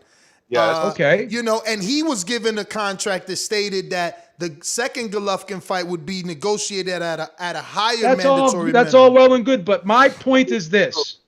I believe they got the better out of the situation because they don't have to pay him $33 million a fight. They can pay him whatever the fuck they want. No, and you're right. You're right. That's my argument. But now my rebut to that is I don't think that's better for them because guess what? Now they're in this situation where they have to compete. Where their beautiful girlfriend is on a date with someone else. So when you got that girlfriend locked into a ring and a marriage, she lives in your house. And that's what DAZN had. He got a divorce. Locking someone in for 11 fights. He got a divorce. But here's the thing. You lock someone in for 11 fights. Why would you do that if there's not 11 mega fights out there? Is there 11 fights out there that can garner him getting $33 million each fight? Yeah. Joe, listen, in DAZN's mind. Answer these questions. Do you want me to answer? I can answer. Go ahead, answer it. All right. So first of all, DAZN and Canelo did not lose. DAZN and Canelo both won. The loss in this was Golden Boy. The loss was De La Hoya. They were not paying that money to Canelo. They were paying that money to Golden Boy. Golden Boy was a cut as a middleman and paying the rest of it to Canelo. They got rid of Golden Boy. Golden Boy was toxic at that point. That's true. Because Canelo did not want to work with Golden Boy, and Golden Boy was causing a lot of problems for DAZN. So they both got out of it. He sued DAZN for leverage. It worked. He got out of the we get to choose your opponent contractual thing. He got De La Hoya out of the equation, and now he's doing what AJ does. Fight by fight. He's doing what Terence Crawford should do. Okay. Right, because when you're at that level in the point of the sport, like Ness says, that's to your advantage. So that's number one. So there was no case that was lost. There was no judgment by a judge. It was two sides settling a matter that in a way that was mutually beneficial, but very detrimental to Golden Boy. And you know why it's detrimental? Look at Golden Boy now since Canelo left them. They're a double A baseball, single A baseball team trying to cling on to the major leagues, and they are struggling to do it. I disagree. Okay, we can disagree. That's a different discussion. Subjective. I wouldn't say they're struggling. I think my argument is this. But my argument is this. DAZN did the same thing HBO did. They realized that these long-term deals with fighters don't work. You're better off fucking doing 2-fight deals or fight-to-fight deals because that way you can negotiate the fight. If you guarantee someone $33 million a fight, that's the stupidest thing you could do because there's not 11 $33 million fights out there. Well, this is not. But Joe, they knew they were going to lose money when they went into the U.S. market. That was part of their business plan to lose market. They wanted to be market disruptors. They wanted to drive. How long can you do that though? For 11, you going to do that for 11 fights, bro? Do it for 11 fights. Yeah, let's do that. No, that's listen, how long 11 fights is? But that's almost 5 years. You guys don't have all the information, man. You guys don't have all the information. Are you forgetting the level of fight that DAZN was trying to put Canelo in? I don't think you guys have all the information, and that's why Beeb, you're like talking about this contract in a negative light. I don't think it was a smart move for DAZN to do that. Bo, the reason they had Maestro, dame un minutico. Bro, they had all sorts of language in the contract for him to fight Floyd, MMA fighters. They had but that was never going to happen because he wasn't going to agree to it. I understand, but again, so how did that work? Let me explain. This is where the lawsuit came. See, Golden Boy agreed to those quote unquote super fights. I understand that. So that's where he found his way out. But it's not like he had an issue with guaranteed money. And again, you keep saying DAZN won. No, DAZN never sued Canelo. Don't say that. You're misleading the audience. I'm not. What do you mean? Let me finish. Let me finish so you can understand. You're misinterpreting what I'm saying. I'm saying DAZN. I think DAZN put themselves in a better position because they're still broadcasting his fights, but they're paying him what they want to pay him. Yes. So I think they got the better out of the situation. Yes. In my opinion. Yes. That's my argument. And Beeb. That's my argument. Maestro, give me a minute, please. Beeb, in retrospect, you are correct. They got the better, all right? Just let me finish. Go ahead. But you're not understanding. If in their and that's your opinion that they got the better financially. But in their mind, in their mind, they never sued Canelo. All right. And then I never said they sued Canelo. Beeb, I'm not saying that. Just let me finish so you can understand what I'm saying. Hear me out, please. Go ahead. Okay, so in their mind, they never sued Canelo. They were happy with their 11-fight deal. They were happy to pay him $36 million. They were happy to sit at the table. The only one that initiated a lawsuit was Canelo. You keep insinuating as if they got out of this. No, they still worked out like you're saying because now they're paying for Canelo at a lesser rate. But that's not what they wanted. They didn't want to be out. They wanted to make the decision on what fights they were going to broadcast. And we're not disagreeing. We're not disagreeing with that, Beeb. Maestro, let me finish, Maestro. Let me finish, Maestro. Calm down. Beeb, we're not disagreeing with that. They wanted to be involved. They had a seat at the table. That was the language. All I'm saying is, it was Canelo not happy with them having a seat. He initiated the lawsuit. And they weren't happy with the fact that he was going to tell them who he was going to fight. Exactly. So both sides had it. You can't just say one side wasn't happy. Both sides had a dispute, Ness. Who? That's why you can't have a lawsuit just because one side has a dispute. Both sides have a dispute. But Beeb, one side filed the lawsuit. DAZN was not upset. Who's disputing that? But that's what I'm telling you. DAZN was frustrated because he wouldn't fight the opponents that they wanted him to fight. Cool. You can't. That's a misinterpretation. What you just said. No, you can't say DAZN was not unhappy. They were unhappy. So why didn't they initiate a lawsuit? Because they didn't have to. Because they were going to say, either if you don't fight under our terms, then we're not going to put you on. All right, and we're not going to pay you. Okay, but they're not unhappy because they got him in contract. Beeb, the person unhappy is the one that initiates the lawsuit. Right now, Diego Pacheco. So they were happy with the fact that they were going to have to pay him to fight any Joe Blow $33 million, $36 million. No, you're phrasing it that way. To broad painted. I'm just telling you what I read. The contract states. I'm telling you what I read. No, the facts are this: they were happy to sit down at the table and select opponents with Canelo Alvarez at a rate. They were always willing to negotiate with him. They were always willing to negotiate with him. They were willing to do that at a rate of $36 million. When Canelo decided, you guys have too much say in who I fight. That's when things got bad. And they were upset that he said that. And that's cool, but they didn't go to a lawyer to get out of their contract. It was Canelo. No one said that. No one said that. But I'm not in dispute. I'm making that a point because that shows who wanted out. You get it? Well, he wanted out if he couldn't choose who he fought. Okay, but not DAZN though. He had no problem with the money. That's cool, but all I'm saying, it wasn't DAZN I'm just saying from a monetary anywhere. standpoint, they got him at a lower rate than anticipated. So I think that's a win for them. Absolutely. That's my opinion. In retrospect, you're absolutely right. Well, in retrospect, you're absolutely right. In That's all I'm retrospect, saying. you're absolutely right. But we agreed on that. In retrospect, Is that you're wrong? right. Am I wrong to say that? No, what you were wrong, Joe, was saying that Canelo lost the lawsuit in court and there was a judgment by Did a I judge. say that? Pretty I much. didn't say there was a judgment by a judge. Yeah, you did. I was saying that there was no judge's decision. I was saying it was a settlement. You were saying he lost the lawsuit. Didn't I say there was a settlement? Didn't I say they had a settlement? You were saying he lost the lawsuit. But didn't I say no?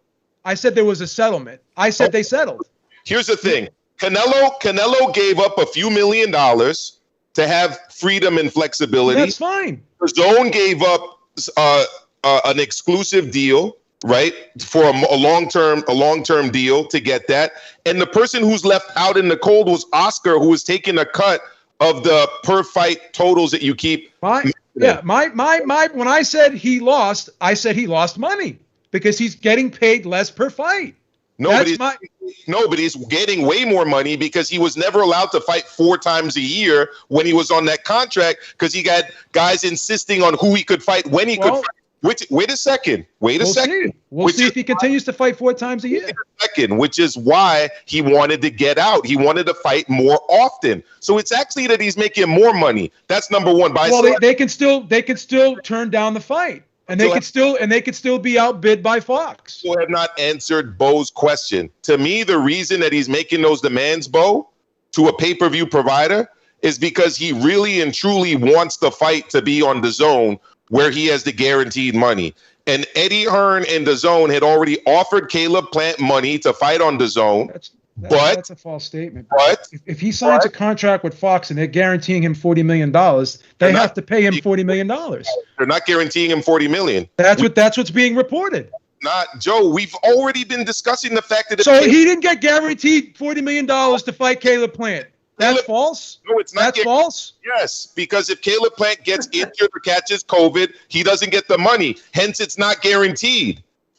Yes, it is guaranteed if he fights him. Bro. So if he has a fight on the Zone and he's supposed to fight Rocky Fielding in a rematch and Rocky Fielding gets sick, so he's not guaranteed money from the Zone either then. No one's guaranteed money if they don't fight.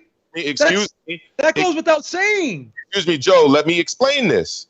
I already gave the example of what happened with Billy Joe Saunders backing out of the fight. He was guaranteed a fight. He was guaranteed money. They flew John Ryder across the Atlantic to make sure that he got paid. He is not willing to do that. Hence, the $40 million. How do you know they're not willing to do that? They're not willing to do it at a $40 million price tag. Right, That's the argument. That's the argument. Back with a counter? All right. He wants $40 million. He wants $40 million. So why is the fight dead then? Why is the fight dead? Why is the fight dead? Because unlike what you said, there's no guarantee. There's no guaranteed money. Let me there's no guaranteed money. So when a fighter signs a contract to fight another fighter, and he's guaranteed $40 million to fight that fighter, that's not a guarantee.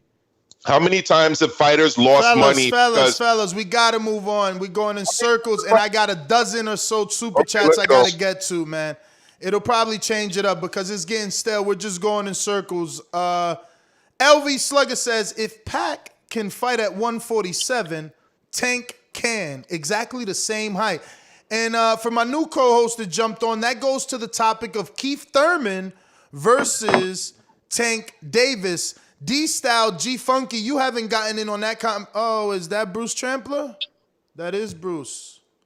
Yes, it is. That is Bruce. Bruce, how are you? Great, guys. How are you? I'm good.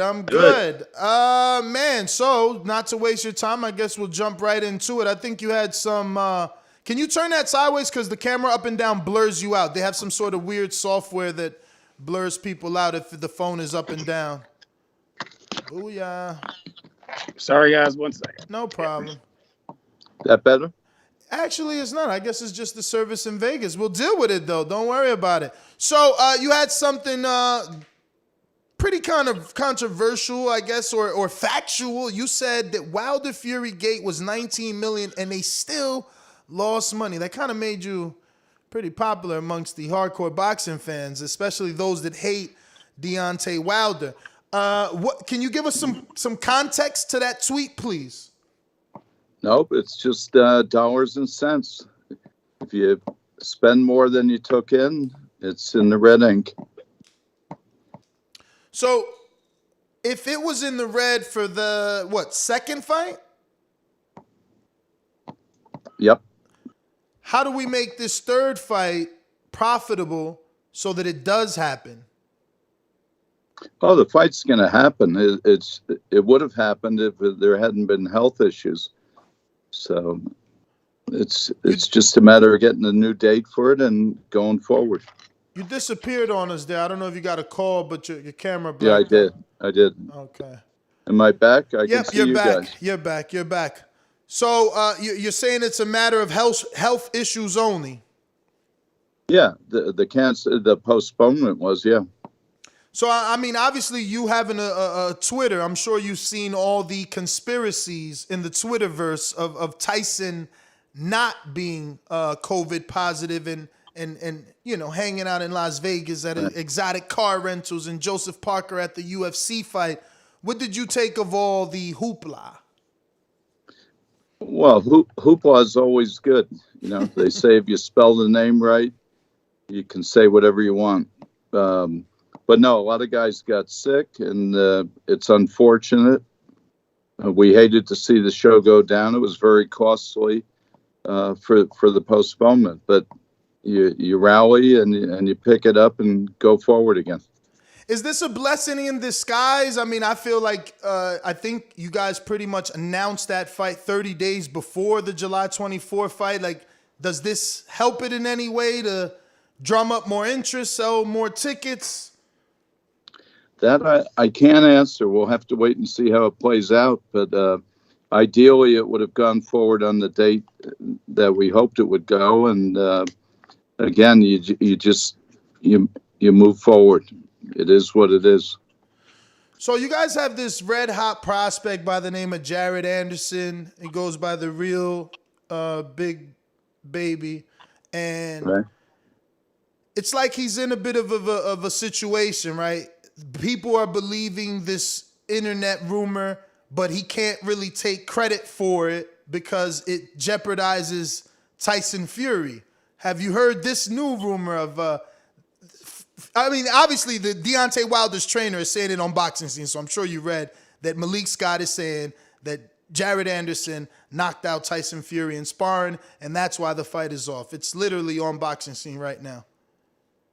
Yeah, it's a rumor is a rumor. It's unsubstantiated, and Malik's doing his thing. That's fine. It's ridiculous. So, I mean, no, something like that. I mean, the phrase all publicity is good publicity. That's definitely not good publicity. It's publicity. Okay. I mean, and again, that's why I said unfortunate situation for Jared, right? Because had it been a different person, he probably could say something or take some sort of credit. But I'm here joined with a few different content creators. I got Maestro from Maestro Boxing, ringside reporter Joe Habib, and Bowe from Three Kings Boxing. We were having a friendly debate on a few things here, especially the Canelo and Plant negotiations failing. But gentlemen, if you have a question for Bruce Trampler from Top Rank, I don't want to hog him.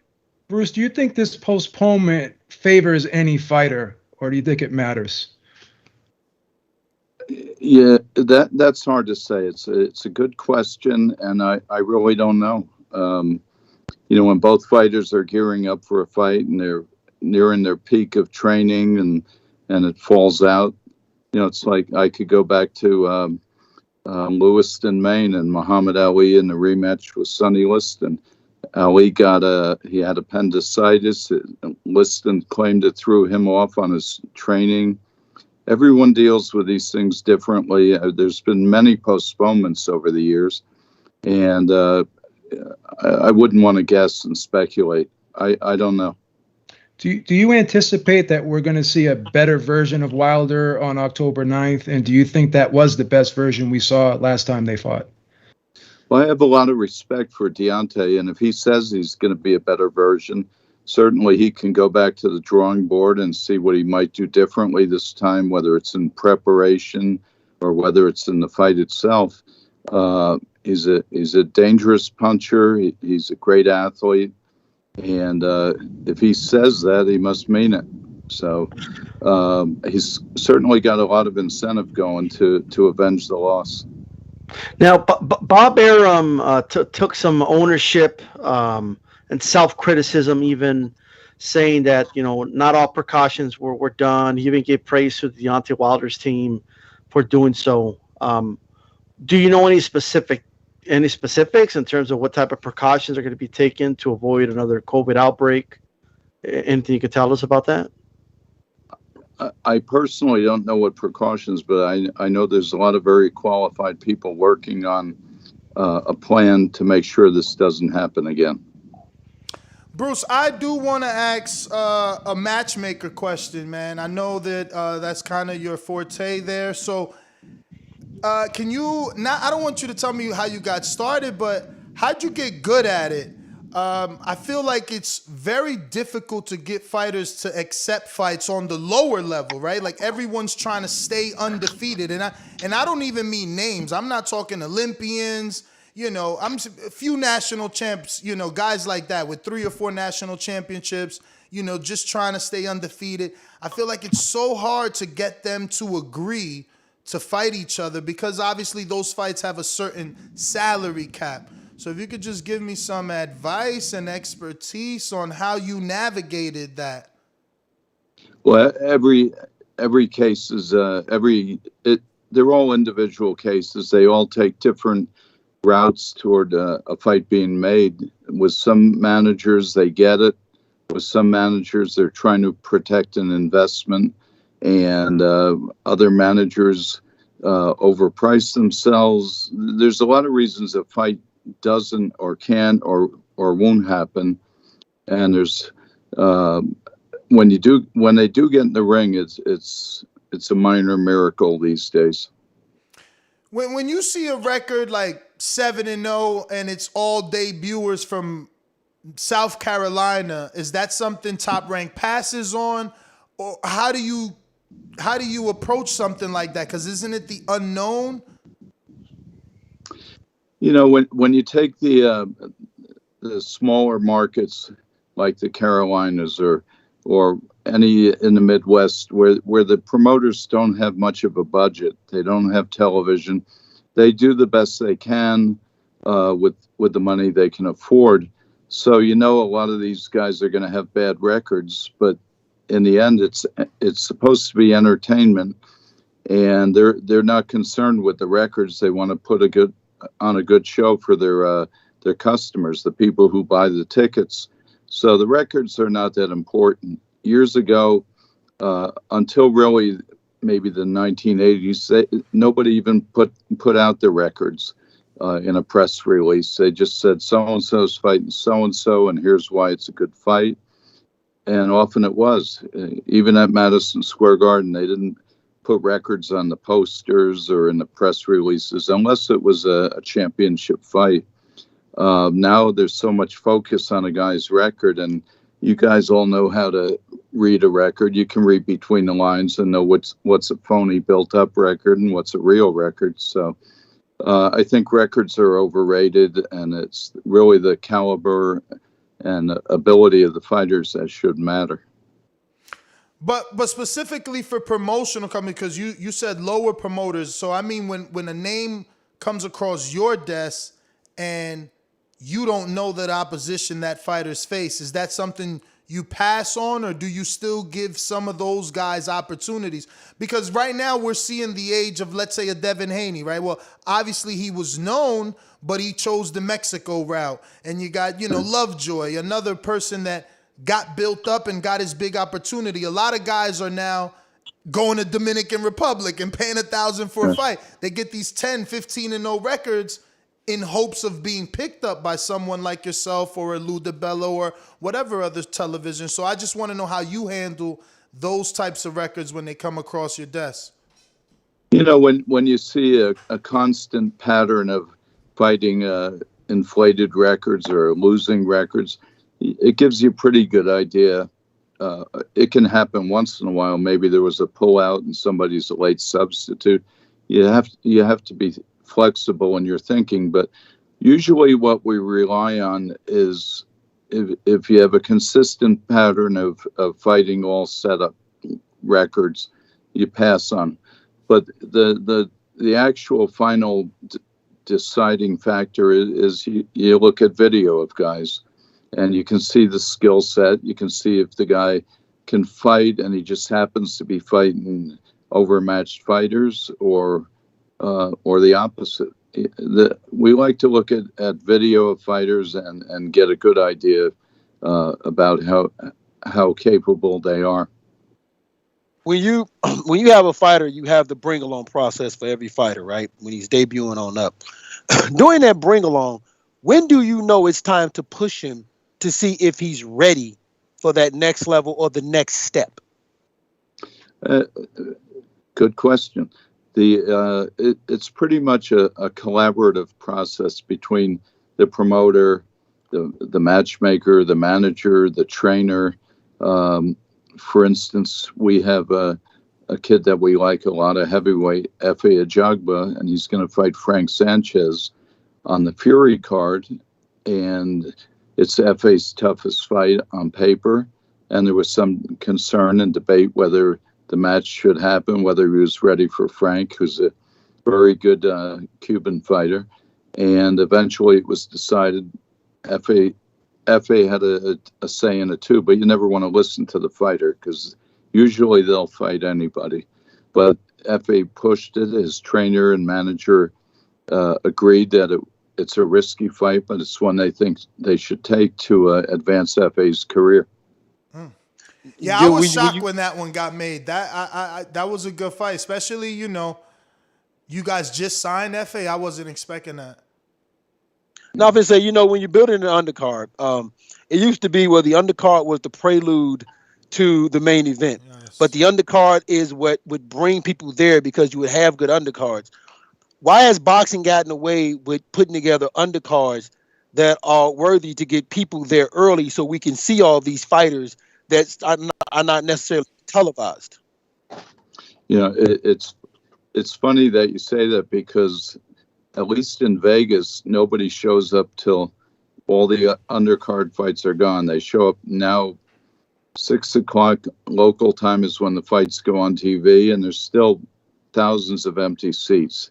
In Vegas, they come just really to see the main event and don't pay much attention.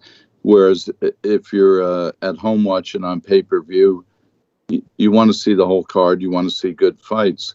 But it's not so much about attracting viewers or fans to the live arena with the undercard. It's just you're putting guys on who benefit from being on that card, getting some exposure, at least from the media that's there, and hopefully fans are there also. I remember when we first used Diego Corrales. He was in a 4-rounder at Caesar's Palace outdoors.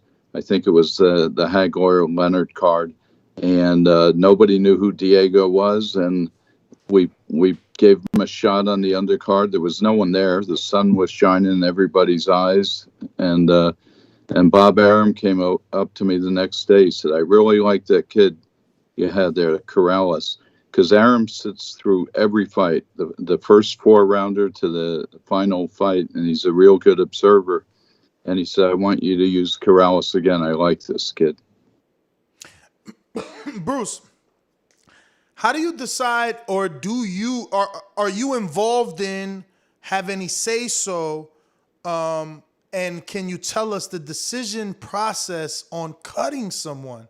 I've seen you guys cut Ivan Nahara, and I'm like, damn, that was only one. I think I'm right, and he only suffered one loss, and then he got cut. And then my Dominican brethren, Elvis was doing so good, and boom, one loss, and he's out in the cold. I almost feel like I feel bad for him. Yeah, so like, what is the process so that these young fighters know, man, what they got to do and not do? Because it's hard out here. I didn't think Elvis was going to get cut. I thought he'd get another chance, being as though he got so many rounds on Top Rank.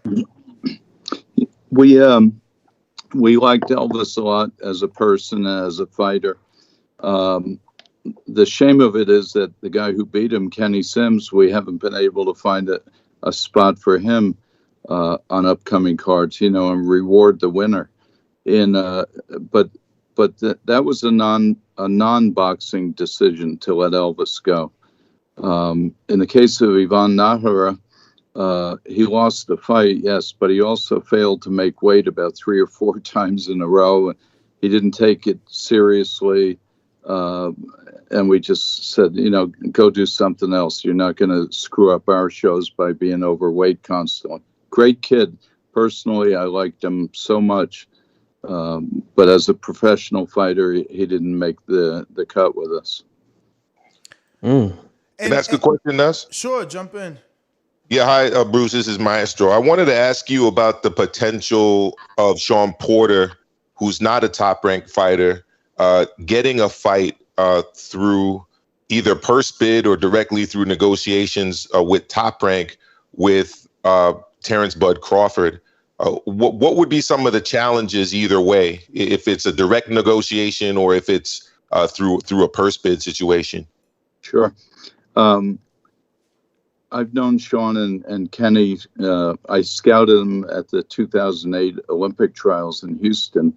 Great guys. They're Ohio guys where I went to college. And in the end, he made a decision to go with another promoter.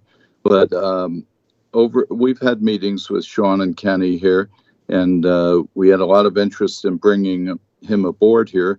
He explained that Al's his advisor, which is fine. That's up to him to decide who represents him.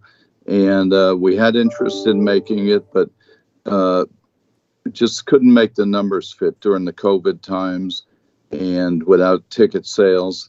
Eventually, out of nowhere, the WBO said to Terrence, you've been champion for quite a long time now. We want you to fight the number one guy. There were negotiations, but we couldn't make the numbers work for Sean and Bud to fight. And now that it's a mandatory, it's kind of out of our hands. It'll go to a purse bid unless the deal is consummated. And if it goes to a purse bid, that'll kind of tell everybody what the fight's real value was or is. Bruce, you foresee it going to purse bid? I mean, I know it's 30 days, and I'm sure the 30 days is less at this point, but correct me if I'm wrong, but if it goes to purse bid and you guys lose, Terrence has no rematch clause. Well, the rematch clause is a negotiable thing. That's up to them to work out. I don't know if we would have had a rematch clause had we done the fight through regular negotiations, but if it goes to bids, so be it. Well, I'm pretty sure per the rules as the mandatory, you don't give the champion a rematch. So Sean being the mandatory, Terrence isn't entitled to a rematch unless you can negotiate a contract before those 30 days and not go to purse bid. Hence, the champion can say, cool, I'll fight you for X amount of dollars, but I get a rematch clause as the champion. I'm pretty sure you go to purse bid and lose purse bid, you're going to lose the right to that rematch unless it could be negotiated back in. Yeah, but you're forgetting one thing. What's that? Crawford's not going to lose. Which brings me to that. And I have a world of respect, and I'm very, very fond of Showtime Sean Porter. He's a great kid, great father, real good relationship there. But I think Bud's the best in the world. So obviously, from a matchmaker standpoint, though, you've never put him in with anything like Sean Porter. That's right. It would be his toughest fight. But why has it taken this long to be in there with a dog like Porter? Well, first of all, the fight hasn't happened yet. But if it does happen, it's going to be because it was mandated by the WBO, and just like Teofimo Lopez and George Kambosos. Do you see the percentages being an issue? Because I know that's one of the stickling points typically with purse bid situations. No, it's not so much percentages, Maestro. It's just, there's a dollar figure that each guy puts on his value, what he feels the fight is worth to him to get in there. Well, now Bud's kind of backed into a corner by the WBO mandate, and if he fights, he's going to get a percentage of the overall purse bid. 60. But he's not going to be able to negotiate that. He's just, whatever the bid is, that's what he gets his percentage of. Can you comment if there was anything offered or talked about with Virgil Ortiz and Crawford?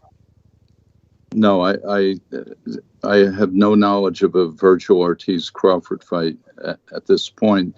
I know Virgil's calling out Bud, and like any young contender, he wants to fight the best, and I give Virgil a lot of credit for that. It's admirable. He's one of the few guys who says he wants to fight Crawford. So either he needs a head test or he's just a tough kid. D-Style, you're bringing that up purposely, right? Wasn't someone quoted saying that Virgil didn't want to fight with Crawford? Yes, of course. Yeah, that was put out there. By who? Mark Kriegel. Yeah, Mike Kriegel from ESPN, but it was at least insinuated. But I just wanted to get that cleared up because Virgil denied it. So, and it comes up in these chats constantly. Like, people hear one thing, and the next thing you know, people in the chat just assume that that's like the truth. Bruce, you still have time? I got a few questions here from the people. Yeah. Ruin the 504 says, how has the art of matchmaking evolved over the years? And that's from New Orleans. I love New Orleans. It's evolved mainly because of television. When I started out, a matchmaker's job was to put on the best fights that he could that would attract paying customers. Over the years, it became dictated by television what the fight would be that the network would buy, put up money for. And then as you got these an increase in managers with big investments in the fighter, being more careful. They weren't about putting on the best fights. They weren't about putting on, the best versus the best. But that's how it used to be. Now it's each guy is looking out for himself. Each fighter is trying to get the most money for the least risk, and that's what it's evolved to. Mr. Adore says, how difficult is making a deal with Eddie Hearn and Matchroom? Actually, we've done a few fights with them, and they're not difficult at all. They're a different market than we are, but good guys. Eddie's a good guy. He's been very successful, and he's got a lot of good fighters, and there's no problem at all working with them. Brandon Maurice asked the question that you've already answered on the updates on Porter Crawford. James Benitez says, if you were matchmaking Canelo and or Caleb Plant's next fight, what would be the criteria you use on selecting an optimal opponent? Social media, mandatory status, rankings, or a soft touch with a name? Just want to know how you would advise these fighters. Are you talking about them not fighting each other? Yes. What direction they should go? Yep. Well, with Canelo, he's the most highly paid fighter in the business. He draws big crowds, draws very good TV numbers, and so he's the guy everyone wants to fight at that weight. I don't know if there's a real roadblock, any impediments between Caleb and him fighting. I know it hasn't been made yet, but hopefully it is. But in the meantime, they're each going to, if they go separate directions and do something else, that'll be up to their respective promoters to decide what makes sense, what's affordable, economic sense, and business sense inside the ring.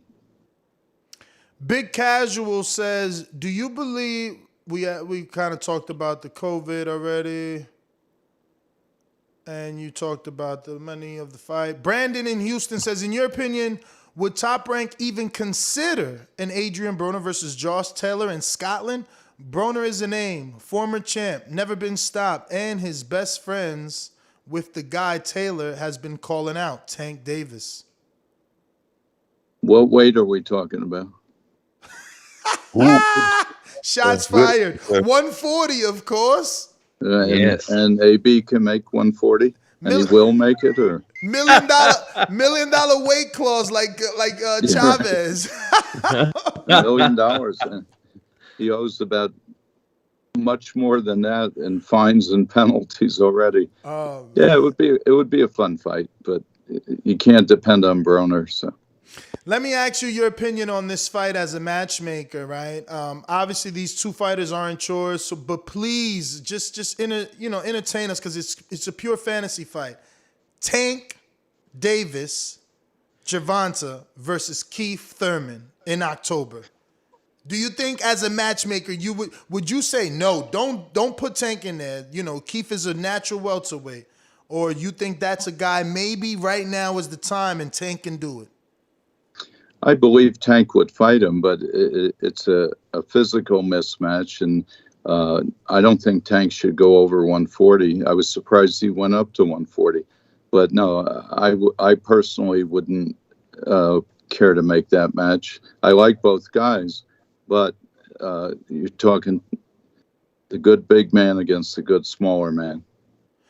And how is that different than like Gennady Golovkin versus Brook, or Khan versus Canelo versus Kovalev? Does this one not have that star appeal, you think? Like Mikey versus Earl? All those guys are moving up 2 divisions. Well, Gervonta was most recently a 30-pounder. Then he went to, did he go to 35? Yeah. How he went to 40, I don't know, but Thurman's a big welterweight, so I just see it as a physical mismatch. I'm not picking the winner. I think Gervonta, and I'm not questioning Gervonta's manhood here. I think he would fight Keith, but I don't think it's a fair fight in terms of their size. So my next question is from Ryan O'Rourke, and he's in Liverpool, but I'm going to change it all up to sway you in my direction. I've been telling my audience that if you make the offer, if you're the lead promoter, you're the A side. Am I wrong in that? Usually, I got you stuttering, so I'm halfway right if I got him stuttering, guys. No, usually you'd be in the right. Depends who you've got though. So the A side can be with the other promoter. So let's just be frank and put it on the table. Come on. I'm talking Canelo Plant. I'm talking Plant. I knew he was setting you up for this. I'm talking Plant is the one offering Canelo $40+ million to fight on his network, in his arena with his team's money. So ain't he the A side because he presented the offer?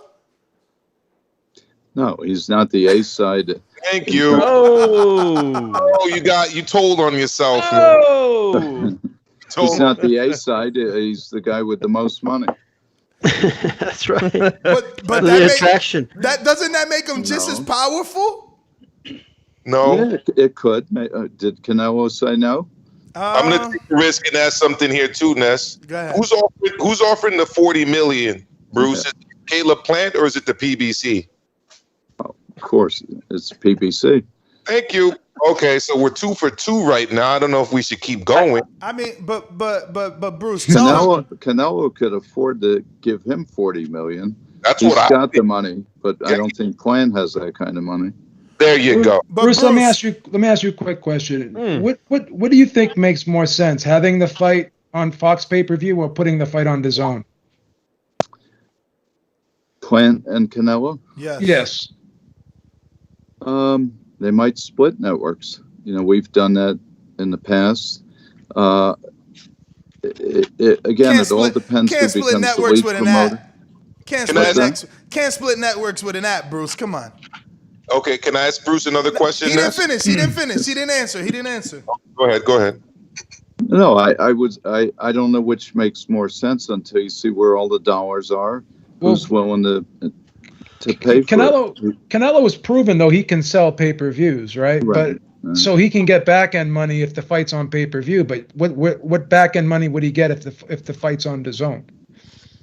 That's my question. No, it's a fair question, but whoever the promoter is has to be accountable for the monies taken in, and they'll whack it up however they wrote the contracts. Whether it's DAZN doing the whole thing, the live gate, the foreign TV, the DAZN money, the sponsorships, all the revenue sources, or whether it's Fox pay-per-view doing it, it's all the same. Yep. So one of the great things about having you here, Bruce, is you're obviously independent on this. You've got no stake in the game, which honestly none of us should have as observers of the sport. But I'm going to ask yourself to put yourself in Canelo's shoes for a second, right? If you have a September fight, right, that would pay you in the neighborhood of 25 or 20 to 25 million on DAZN, right, where DAZN has shown you that if your opponent falls out, they're willing to fly in a John Ryder to replace the opponent and get you your money, as they were about to do with Billy Joe over the 24 by 24 ring thing, right? So if you had that on the table, is it unreasonable not to want to enter a situation where if your opponent is unable to fight for whatever reason, COVID, an injury, a family emergency, whatever, is it unreasonable to think that the former is a better situation than that fight falling apart and you ending up with nothing? You're speaking from Canelo's perspective. From Canelo's perspective, yeah. We're as you stated, we're not his promoter. I don't know his mindset or his thinking. I couldn't answer or speak for the guy. It's a decision he'd have to make. Fair enough. I want to ask you about a fight that's going to happen on August 14th. Andrew Maloney, Joshua Franco, trilogy. I noticed this in Tulsa. Was it not was Vegas just completely avoided because of what happened in the second fight? And also, was that a difficult fight to make the third time?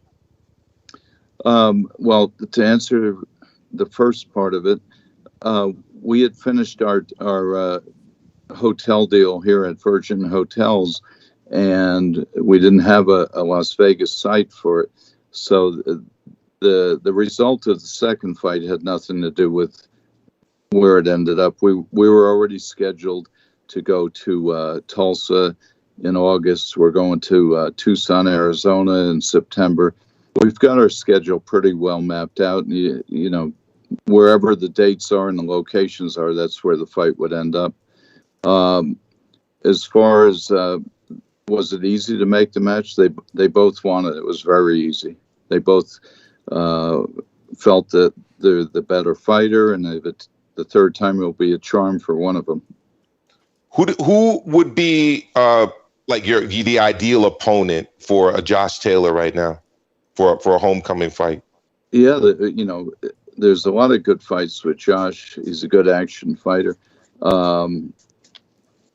He's actually talked about moving up and fighting Bud, but the reality is he's got a mandatory for his next fight with Jack Catterall, and that fight has to take place either in the UK or in Germany, wherever they end up putting it. But Taylor's one of those guys. If you remember when he broke in to the national or international limelight, he fought Regis Prograis, a real tough guy, and he beat him. And I'll just say Taylor's the kind of guy you can make a lot of great fights with him. There's 6 of you guys on the screen right now. I bet each of you could come up with a real good opponent for Josh. Oh, yeah. Can I ask a question, Ness? Go for it. Yeah, I want to ask you about a young prospect, the Puerto Rican Edgar Berlanga. I'm real excited about that kid. He's 24, 17-0. He just had his first fight go past the first round. but he's very exciting. So I'm just wondering, when are we going to get him to go from that prospect level to more into the contender status? Will that be real soon? Because I mean, he is getting, he's 24 now, so he's getting to that point. How old are you? I'm 37. Okay, he's got time, right? No, the Damon Nicholson fight was what we consider a developmental fight. We tried to get Edgar some rounds under his belt for quite a while, and there were a couple times we thought he would at least hear the bell for the second round. We used to tease Edgar and say, you don't even know what it's like to come back to your corner and sit on the stool and get a rinse. Your mouthpiece comes out and all that. The Nicholson fight was very important to him. He now knows he can go 8 hard rounds. He almost stopped Demond in the last round, but he ran out of time. But it was very important in terms of conditioning, in terms of the confidence factor. But we're not rushing Edgar. He needs time to develop, and 1 8-round fight under his belt really is not a path to fighting title contenders yet. I'd say he's probably a year away from fighting contenders, but he's one of the most exciting kids that you ever want to watch. Yes, he is. He's terrific. So I got a question. It's not a question. It's more like I just want to ask, what was it like during that time when Bob and Don King was going at it, trying to promote fights? What was that like? Because it seemed like to be the golden age of boxing to me. In terms of their personal relationship or in terms of boxing itself? Both. Okay. They're both the same age. They're about 4 months apart in terms of they were born the same year. And Don's already 90. Bob's going to turn 90 in December. They were on a parallel path. They were contemporaries, but Don was mainly interested in promoting heavyweights and Chavez Sr. And Bob was usually in the smaller weights, from light. Aram did do 27 Muhammad Ali fights. He was doing Ali fights before King ever, came around. But Bob was doing the great light heavyweights of the 70s, all those guys who fought in Philadelphia. He was doing the 4 Kings, Leonard, Duran, Hagler, Hearns. He was doing Alexis Arguello and Wilfred Benitez and Carlos Palomino and Danny. So they never really clashed. And the funny thing is, a lot of people don't realize that the first Leonard Duran fight in Montreal was actually promoted by a company called BADK, which was Bob Arum, Don King. They co-promoted that show, and they co-promoted Trinidad versus De La Hoya and a couple other fights. So it's funny when you see them together. I remember we went to a funeral in Los Angeles for one of for Dan Goosen, and they were both sitting on different sides of the church across the aisle from each other. And Bob was gesturing to Don, come on over, sit with me. And DK was going, sit with me, come on. So Aram got over and they sat together during Dan's funeral service. They get along. The rivalry and the feud is way overblown. I think they have a lot of respect for each other. Well, I got just one or two that popped up here from the people. We got Emmanuel Torres that says, what's your thoughts on the potential Better Beef versus Canelo, as Better Beef is on Top Rank and Canelo's been mentioning him as a possible opponent? Yeah, the fact that they have two different promoters is not a big deal. It's very easy to make a deal if Eddie promotes it, if we promote it, whoever promotes it. No problem. I haven't heard Canelo say he wants to fight Better BF, but if he has, that's something that could come together. Yeah, he's definitely expressed it, and his trainer, Eddie Reynoso, has expressed it. My thing, again, from a matchmaker standpoint, is there no fear? Are you as confident as you took the stance with Crawford over Porter? Because Better Beef has been put down by lesser men than Canelo. Yeah. As far as fear, the promoter doesn't feel fear. You make an offer to each fighter, and if they accept, if the terms are good with them, the weight, the opponent, the date, all the details, sure. I imagine Better Beef would say yes in a heartbeat, and I think Canelo, I don't think he's ever ducked anybody. That is all the questions, Bruce. You've been fantastic, man. You went through the gauntlet with all of these guys, and we appreciate you. Tell Evan we appreciate him as well. Thank you for coming on, and we look to have you back on soon. Yeah, it's great, guys. I love to listen to your ideas, and there's so much knowledge on the screen. I'm looking at you 6 guys. Yeah, it's a packed house, man. This Canelo topic has us definitely on different sides of the track, You guys are terrific. Thank you very much. Thank you. That's what it's about. That's right.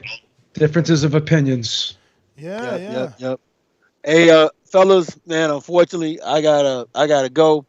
I just want to say we had a great show tonight. How we was able to come together and put this together tonight. Ness, did you take your blood pressure medicine? Nah, I'm waiting on Luis Ortiz, man. I don't want to. I hope we didn't get your blood pressure up too high tonight. No. I got the same pills as Luis. Okay. He's good then. He's good. I'm dropping my Twitter in the private chat. Just holler at me, bro, because I'd love to connect with you again. For sure. And D-Style don't remember me. Me and him used to hang out on Dan the Man. Oh, wow, really? Okay. Yeah. All right. Was just an avatar or something like that? I was Truth and Facts then, before 3 Kings. Gotcha. Yeah. When the Low Place used to go at it all the time. Does Wingy Boxing work with you or no? Or is that 3? No. Oh, that's okay. That's someone else. No, Wingy, I think, is with Wingy, 3 Kings or something? No, he's 3 Kings. Wingy is like Media Kings. Oh, is that what it is? But I don't think he's with them anymore. He had like a deal with them for a little bit. Yeah. But yeah. You got that, Bo? Yeah, hold on. I'm finna look now. So, yeah, man, you guys ain't 50, so. I'm 52, bro. God damn, you suck. All right, man. I got it, Maestro. Appreciate it, man. I got the Super Soldier Serum, brother. Absolutely, brother. You have a great evening over there. You're a well taken care of 52-year-old, though. You're good. Yeah, for real. All right, fellas. He say he 52? 52? Damn, he look good. 52. I didn't know he was that old. Ness, what do you think of this Conor Benn situation? You didn't say nothing about that. About the COVID? No, that's what I said when we came on. That damn, everybody's getting COVID. You got to start to just believe it. You have to. It's a pandemic, bro. Bro, it's happening at the Olympics, left, right, and center. It was happening during the NBA playoffs. It was happening at Euro 2020, the big football/soccer tournament.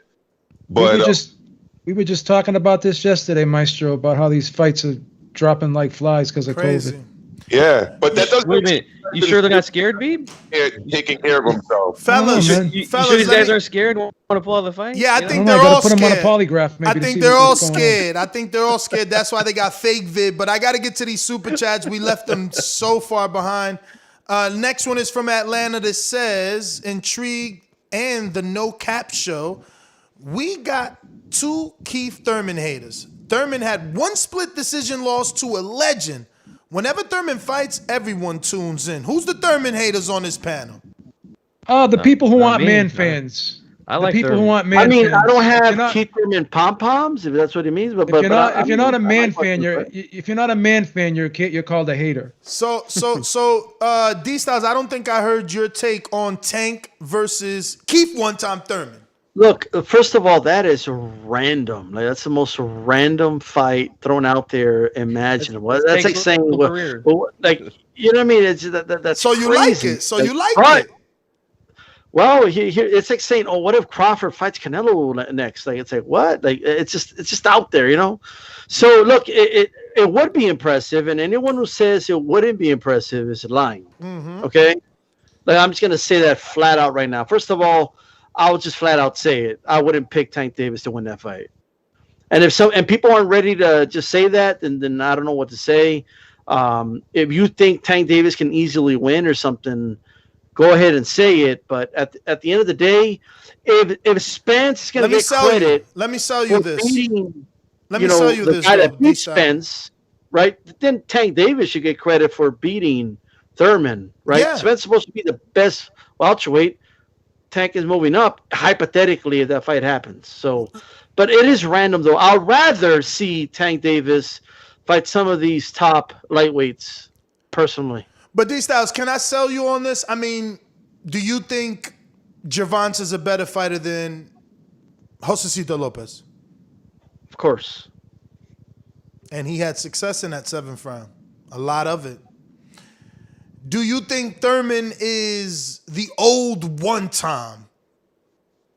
I do not think he's the old one time. So if you're Leonard and Mayweather, now is probably the time to get one time. They're not going to do that. I would still say it's impressive because, look, I think he quietly won like 5 or 6 rounds in that fight against Pacquiao. I don't think he got enough credit for the rounds that he did win against Manny Pacquiao.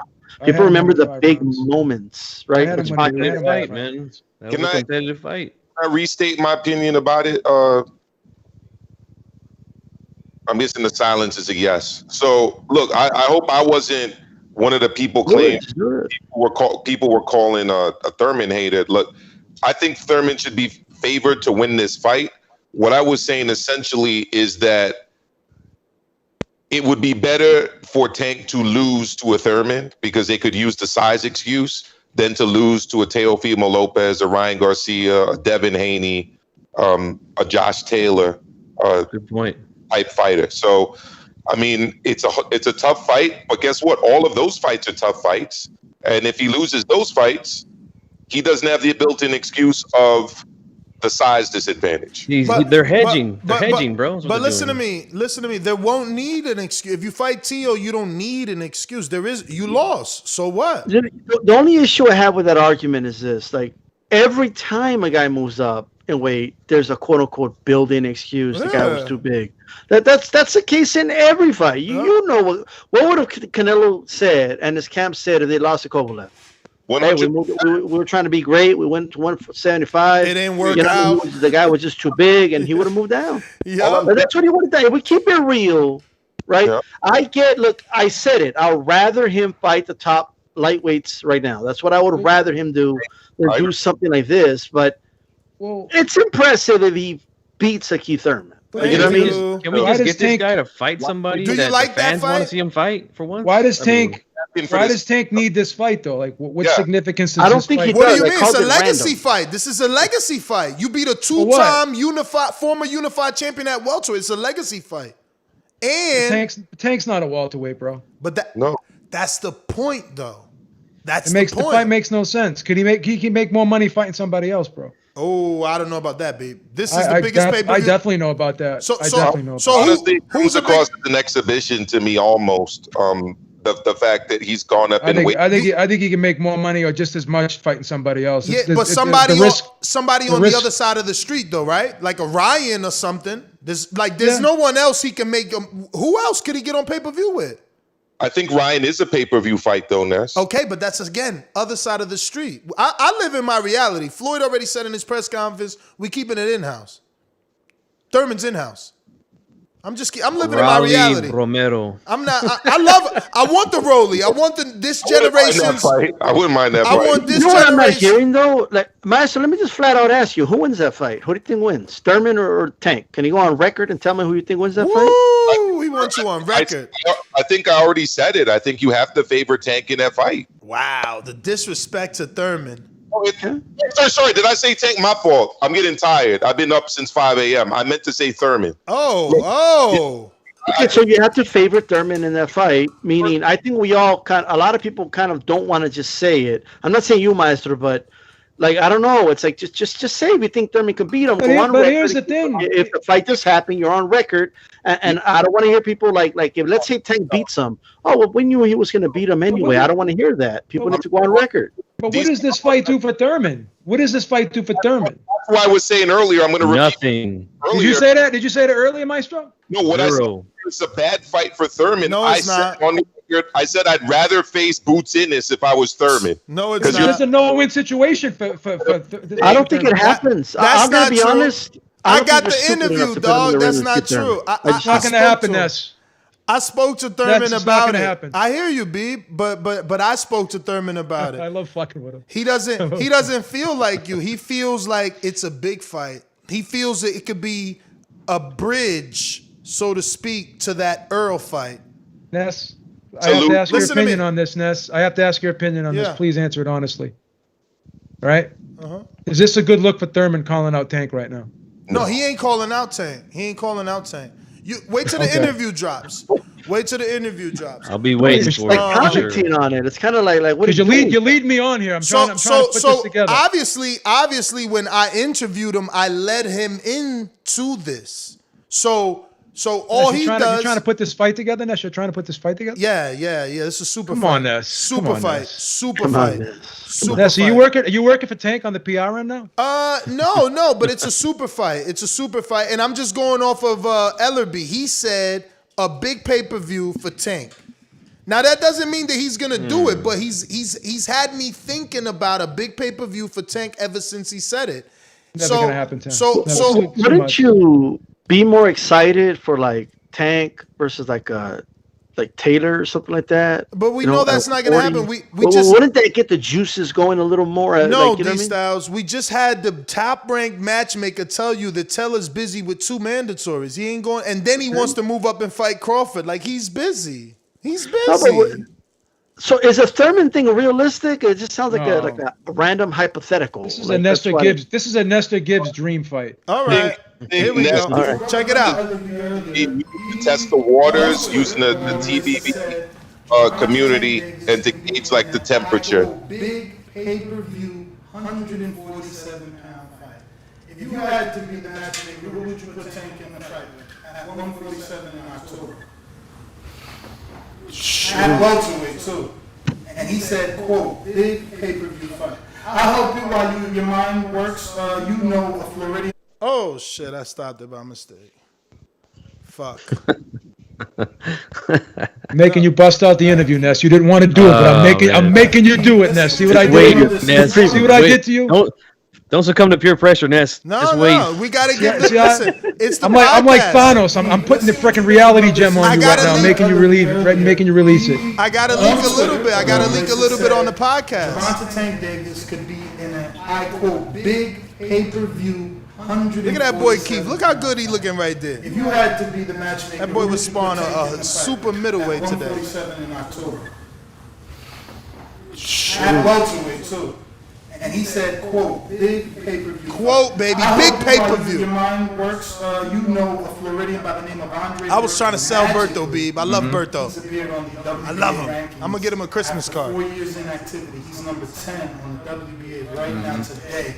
Do you think Tank, who's about 5'6", right? Can he beat a 5'8"? I mean, you know Berto. Is he really 5'8" or is box rec line? Oh yeah, Berto's small. Berto, yeah, 5'8". Come on, man. I don't know about this Berto fight though. I don't know about that. This is crazy, man. He just probably got Tank by a little bit, and I got Berto by a little bit. So yeah, I wouldn't be able to put the height on him, but I would say less than 5'8" is Berto's true height. At the end of the day, a big pay-per-view at 147. That's interesting. That's interesting. I want to say Danny. You want to spread the open. You throw your own name in there. Well, let's just pause that for a second and say, congratulations to Keith. No hater. He didn't throw his name in the hat. I just need to say this, Ness. Like, Tank versus Berto is the most random shit ever. Ness, if you were a lawyer, right, Ness, you would get so many objections used on you. You know why? Because you like to lead the witness. Oh, absolutely. You lead the witness. You would be like, Absolutely. objection, Your Honor. Objection to form. You'd be getting like so many objections against you, bro. But you lead the witness. But he didn't take my lead. You see, he said I said Berto. He said Danny. You're dropping bait. You're dropping bait the whole interview, bro. You're dropping bait the whole interview. So you know you're gonna get the answer you want eventually. No, but he said Danny. That fight doesn't make sense to me either, though, with Danny wanting to move up to 154 and Tank being at 140 in the opposite direction. I just don't. It doesn't make sense to me. I know. So I you're just saying- got excited. I got more excited that he's not greedy. That he didn't say no. He should fight me. He offered to fight and said Danny's a big pay-per-view for Tank. That just showed his character, in my opinion. But Ness, He's thinking like Mayweather, you know, like what you're would they saying, do? You know, you're saying Ellerby is going to put him in a big pay-per-view fight at 147. That's what Ellerby said. You're saying? That's his tweet. He said 147. He said we good see. Hold on. All right, take it easy, Ness. Now, you gotta get the good stuff next time. You gotta get the good stuff next time. I told you. You're making good money now. You can't be buying that cheap shit anymore.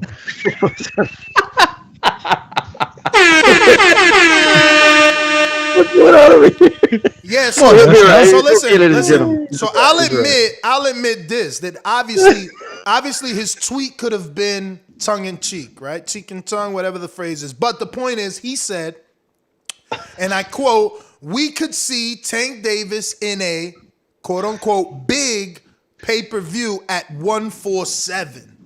I don't like that, Ness. I don't like it. I mean, I've been saying, like, oh, why not Tank versus Logan Paul? That's a tease right there, Ness. That's a tease, man. That's like when you're getting the tip licked, but it's not going all the way down. I don't like that. Oh. Let's go back to Thurman, man. I think I have yet to hear if that's the exciting news for me this weekend that I'm waiting upon. That's it. You see? Right there is where we stopping. But you see what he was already told, and you'll hear it in the interview when it drops, but we got to get that money, right? So he was already told, like, yo, Al wants to talk to you. He's very excited. So when I come singing my dance and my fights, he's like, damn, I wonder if that's the news that they're really excited about. Now, you got to think of it from a business perspective, Myers. I see you making all these faces, but when you're trying to build the next star, someone's got to... Ness, sorry, I wasn't making faces at you. You read the chat? No, I was reading the chat and I was looking at the title of another channel and I couldn't, like, I'm like, what? This is what you're saying about Canelo right now? But I digress. Nash, Maestro, you're gonna like kill these people in the chat, man. Are you screenshotting these names? You're gonna go after these dudes? Oh no, I was actually. You mean a hit list. I mean, look, at the end of the day, if anybody was listening to me and Kenny T and me and D-Style and me and G Funky were on my channel for a few hours today, we invite everybody to come in. You were cooking today, huh? You were cooking.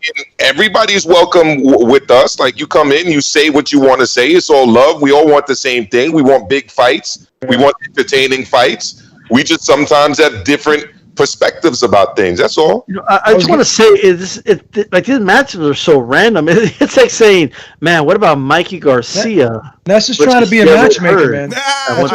Ness wants to be a matchmaker. That's his new job. Like, but Mikey Garcia versus Jared Heard at 154. Ooh. And Mikey wins like legacy. But you see, Mikey can't do that because he already lost at 47. So that's like that's already like a no-no. You know what? Ness is trying to put Joe Smith Jr. against Alexander Usyk at cruiserweight, man. Yeah, I could do that because he's trying to do that. Usyk got to suck back down, so he'd be depleted. We got Kansas City with a $5 super chat that says Joe Habib is nuts. Brooke is a dead man walking. Keith, I like Cal Brooke, man. He says Keith way more fresh than Brooke.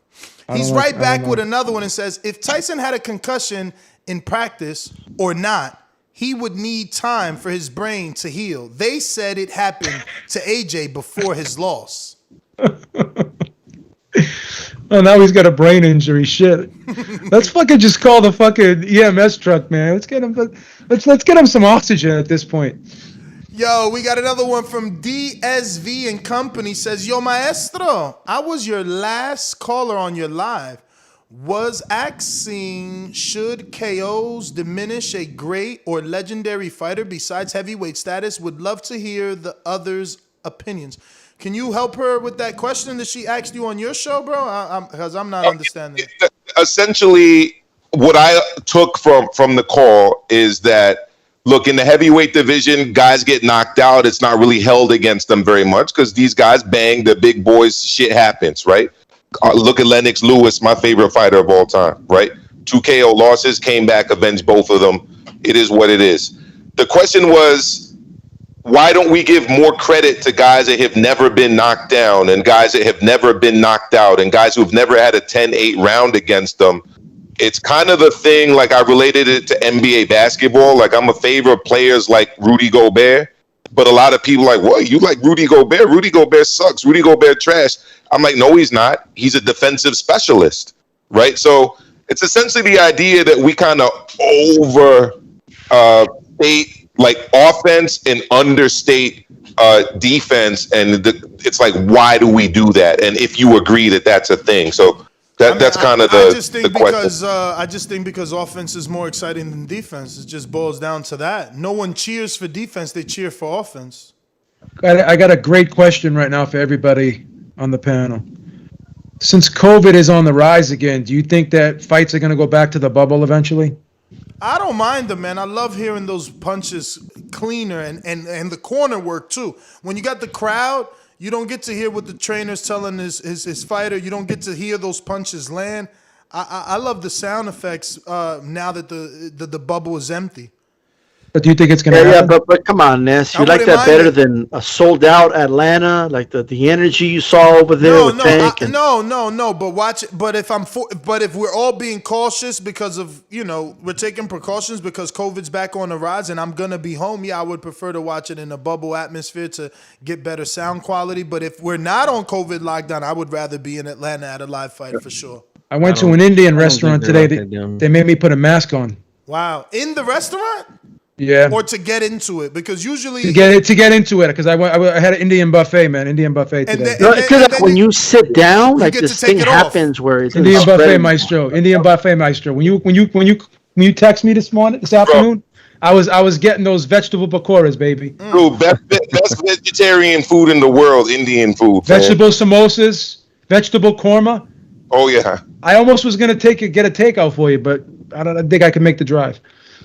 Well, when I'm in the Bean, I'll head up there. We'll meet up. I'll take you to Cambridge, man. You'll love it. I got another super chat from Jaime Nieto that says, Ring IQ reported today, per sources, the reason things fell apart is because multi-fight commitment was never really off the table. Have y'all heard this? No. And look, Ryan O'Hara actually reported it for the Ring. There were multiple. That it turns out apparently that was correct. What? According to sources, of course. I don't even know what to believe anymore, to be honest with you guys. What exactly was correct? That they wanted multiple fight deal. I wonder why wouldn't Coppinger report that? So that's true. You heard that too, Style? Coppinger, but I mean, look, Ness, he set the internet on fire with the reporting the way he did it. I mean, nothing in the reporting was wrong. Everything he said was true. It's just that it presented one side of the discussion. Yeah, but that little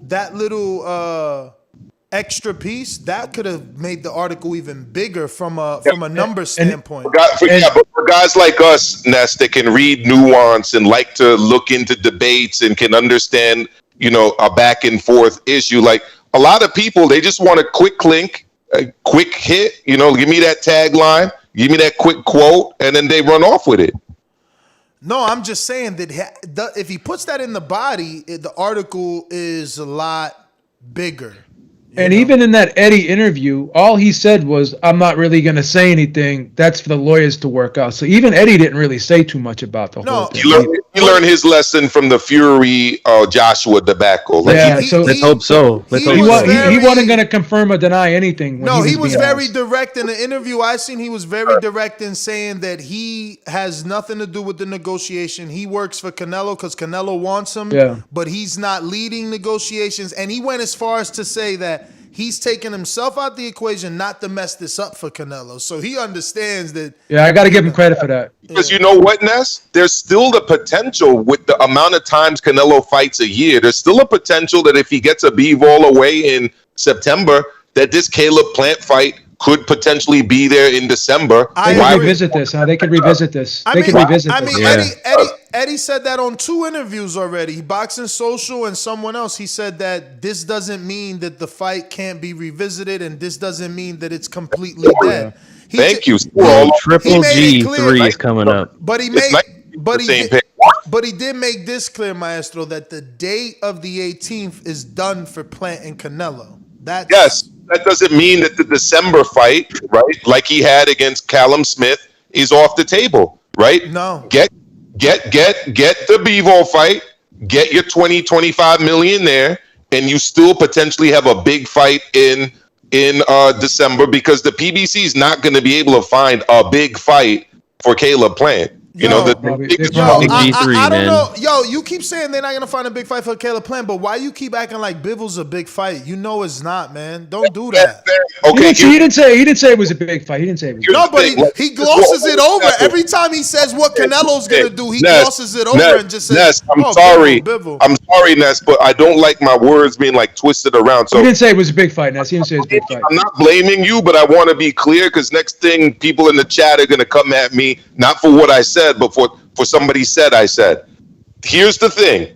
DAZN does not need a big fight because they don't need to sell pay-per-views. They just need to fill a date and put on a fight for the paying customers that drop their $100 a year. That's true. That's true. I object. Okay, can I finish what I'm No, that's true. That's right, Ness. That's right. You got to give him credit. False. Okay, that's true, Ness. Come on, Ness. Hey, Ness. Come on. I want to say something, man, real quick. Go ahead, Get him, G. Get him, G. Light that mic up. Look, man, this is definitely not my forte. Okay? It is, G. It is, G. You know what you're talking about. Don't sell yourself I'm not into short. the business. I'm just not. I don't follow the business side of boxing, man. I just want the damn fight to be made. I'm sick and tired of all the back and forth, blaming this guy, blaming that guy. But I'll say this, man. I've been hearing Triple G is getting warmed up, man. He's ready. They might be saving that date for him on the 18th if this thing goes through. And I've been saying it for a while. I think he deserves a third fight because they've had 2 close fights before. Now, I know Triple G's not the same guy as before, but, you know, we got to be fair here. He most people thought he beat him the first time. Second fight was close. So, you know, that could be happening, man. But I just want to say that before I roll out, man. I want to thank you, Ness, for having me on. Appreciate it, man. It was cool to talk to the top ranked guy. It was fun. Got to ask my question, and thanks a lot, man. I got my Assalamu alaikum, G. Man. Assalamu alaikum, G. Anytime, G Funky. Anytime. So I tried to join you in the morning one time, man, but it's early over here, man. It's like 6 a.m. when you go on, man. So G Funky, I'll reach out to you tomorrow because I'll be free and maybe we could do something. Okay, cool, man. All right, guys. I appreciate the time, man. Thank you.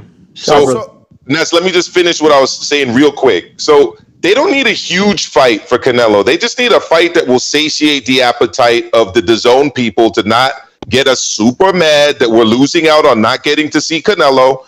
And they already got our money. So, Canelo's going to get his 25 to 20 million. The thing with Plant is that they can't put on a pay-per-view with Plant against XYZ. And they don't have a subscription-based model. So all they can do with Plant is find an FS1 date or a PBC on Fox date, and I'm sorry, it's not going to be a big fight. What are they going to do, put him up against his mandatory? That's all I'm saying. I don't think that's controversial. Okay, that's fact. That's very plausible, Ness. You have to concede that point. No, cool. I just want to now make my counter to that without being interrupted. So I just want to say that Bivol isn't a big fight at all. It isn't a caveat in any sort of way. And, that is completely false what you're telling the audience about, oh, DAZN doesn't need a big fight. They just need to suffice their customers. No. Listen, obviously, you haven't even started your Patreon. So, piece of advice, start that, or YouTube members. And then you'll be kind of like DAZN. So, month after month, you'll see that you got new members, quote-unquote subscribers for DAZN, right? And if you don't give those subscribers content, month after month, those numbers change. Sometimes they can average out. Sometimes they can dip. The better the content, the higher the number of subscribers. Bivol, dip. Better Beef, rise. Bivol, dip. Charlo, rise. Bivol, dip. Benavides, rise. So to say that DAZN is in the business of giving Beef $25 million away just because, no, they're expecting. Here's the problem. I didn't cut you Here's off. the problem, too. Let me finish, please. I didn't cut you off. To think that they're just going to put on a fight and not expect to get new subscribers, that's the whole point. It's new subscribers. They need them. That's why they bragged when Daniel Jacobs, the American, fought Canelo. They bragged because they brought in subscribers and had a high viewership. I'm done. Well, it's like this Conor Benn fight, right? It's off now. It was supposed to happen, what, this weekend? Now it's off, right? So what's going to happen with that now? There's no replacement opponent for Granados, right? So that has to get postponed. So unlike what Canelo wants PBC to do, it's funny that DAZN isn't giving Granados the same money he was getting to fight Ben on the same day, right? No, they're postponing and rescheduling the same thing that Canelo should do. Mostly what happens is when a big fight falls through, they just postpone it. Yes, but here's two things, though. That's all I'm saying. They you just postpone it, right? Yo, you're right. You're right. But you know what? That always happens with pay-per-views because they need the back-end money. Yeah, that's true. With DAZN, the precedent has already been set that they be willing to plug in a John Ryder if a Billy Joe Saunders falls off. That's one thing. Now, in terms of the Patreon example, that's a good example, bro. I appreciate the advice. You know, I got a fledgling channel. We're just growing here, you know, with the support of you and a ringside Joe Habib and D-Style Boxing and others. But if you notice, what DAZN tries to do is to get you to commit to the yearly membership, right? Which is to incentivize you from paying month to month and canceling your membership because, oh, you know what? There's no Canelo versus XYZ fight this month, so I'm going to cut off my DAZN and I'm going to re-up 2 months from now. They already learned from that experience. They did, you know, so Maestro. At the end of the day, they just need to make sure that they come back before the end of the year or pretty quick thereafter with another big Canelo fight. That's all I'm saying. Maestro, the only problem I had with your argument was you said that if you're a DAZN fighter, you automatically get a. I don't want to twist your words, so please correct me if I'm paraphrasing it. You said if you're a DAZN fighter, you automatically get a replacement opponent. Dillian White. When Povetkin got COVID, did you want to say something? I don't want to cut you off. I didn't say DAZN fighter, Joe. I said Dillian White. I said Canelo Alvarez. So just Canelo. Yeah, Canelo. Okay. Dillian White cannot negotiate. I thought you said it in the chat. That if you're a DAZN fighter, you automatically get a replacement fighter. The model on DAZN works for Canelo. I'm speaking specific to Canelo. And the example I gave was back in the HBO days. Okay. Favorite fighter of all time. His last fight, Kurt Johnson pulled out. What did they do?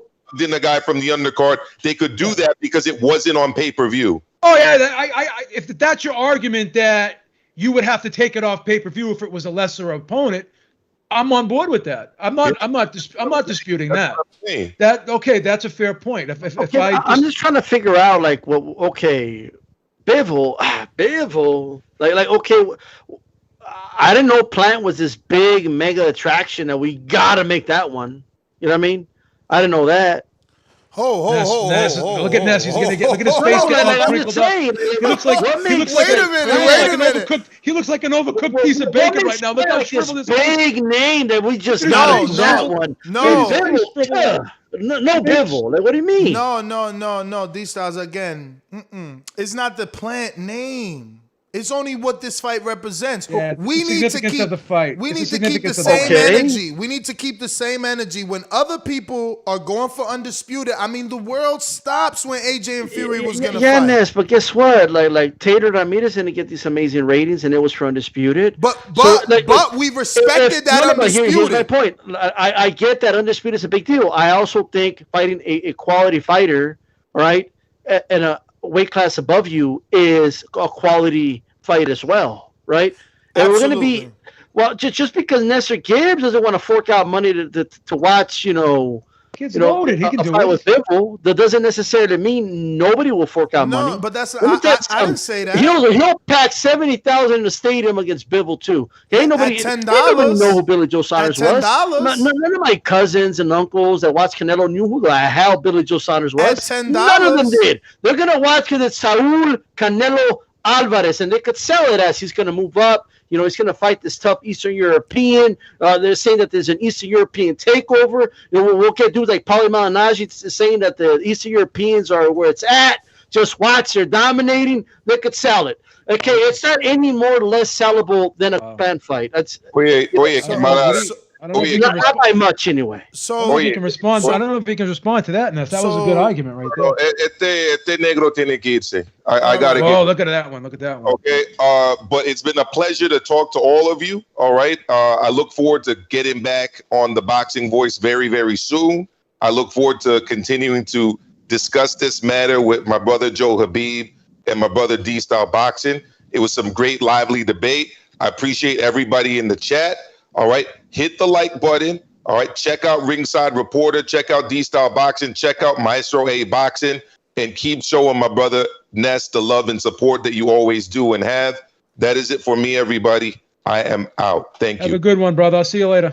Take care, buddy. Yeah, man. So my thing is, I don't understand why people don't keep that same energy with undisputed. You know what I mean? Like when like you to look at the heavyweight division, they call Wilder Block Squad because he's stopping undisputed. Because undisputed is so important.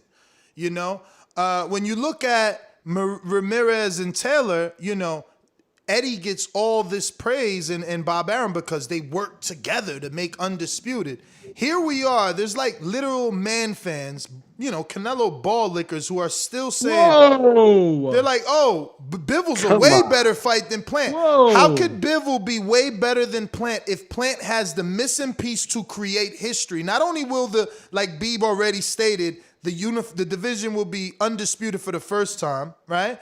In the 4-belt era, but then a Mexican will be doing it for the first time ever. Monumental right there. That's monumental. The man fans want to tickle some balls and say, fighting Bivol is the same. He's moving up a division. As if Kovalev isn't bigger than Bivol. No one's going to say Bivol before they say Kovalev. It's just never going to happen. Never, Ness. Never. Kovalev's a 3-time division champion. Like, Bivol never beat a champion. Never beat a champion. Vacant title, Ness. Vacant title. I know. I said it this Vacant title. He sounds like a light heavyweight Tank Davis. I mean, to me, he never beat anybody of quality, right? I don't know. I think you don't watch boxing. Tank beat a champion that went on to be a 2-time champion, remember? So you're talking about Pedraza, right? You disrespecting Pedraza now because Pedraza's a 2-time champion. It's a good win, but good win? Wasn't he the first person? Look. Wasn't he the first person to change? Every 6 years. Wasn't he the first person to change the face of Lomachenko? 2 Olympics and then Tank's fought 1 top 5 guy. You know what I mean? We'll be at 2 by the next Olympics. So when he beat your fellow Mexican, that wasn't a top 5 guy? Who? You're talking about Tank? The 4-division champion Leo Santa Cruz. He wasn't top 5 at 130, Ness. Come on, Ness. He was top 5 at 126. He moved up to 130 and won a title. I mean, what else do you want from him? He was a super champ at 130. Was Leo Santa Cruz a top 5 130 pounder when he fought Tank Davis? Brother, name another person at 130 with a better resume than Leo Santa Cruz, man. At 130? Yeah, 130. Not Shakur, not Valdez, no one. What are you talking answer about? at 130. Like you would favor Leo Santa Cruz over Oscar Valdez right now, 130 pounds. You would favor him? I never said that. Mr. Gibbs will give a breakdown and say, yeah, Leo's going to beat him. I never said that. I said he got a better resume. He beat Quay. But I just want to show you some, though. I want to show everybody some. Really important. These are all I just want to show everybody all the Saul Canelo Alvarez chips. Look at this thing, bro. Look at all these chips that Saul Canelo Alvarez. Look at this. We got Legacy right here. We got Cash Cow right here. We got 3 of the belts right here. We got all this shit. Now, Caleb Plant. You didn't tell us we were going to play poker tonight, Ness. That's not fair. He's holding ransom right now. Okay? He's holding this shit ransom. Saul is like, yo, I'm going to put all this shit on the line, Caleb. Let's go, Caleb. You know what I mean? But we want to play games, right? We want to pretend like Saul is somehow avoiding this fight. You know what? I'm with you, Ness. Undisputed. Let's do it. You know what? Let's stop playing the games. Yes. Paul Heyman, step aside. Let's make it on the zone. Let's go. You know what I mean?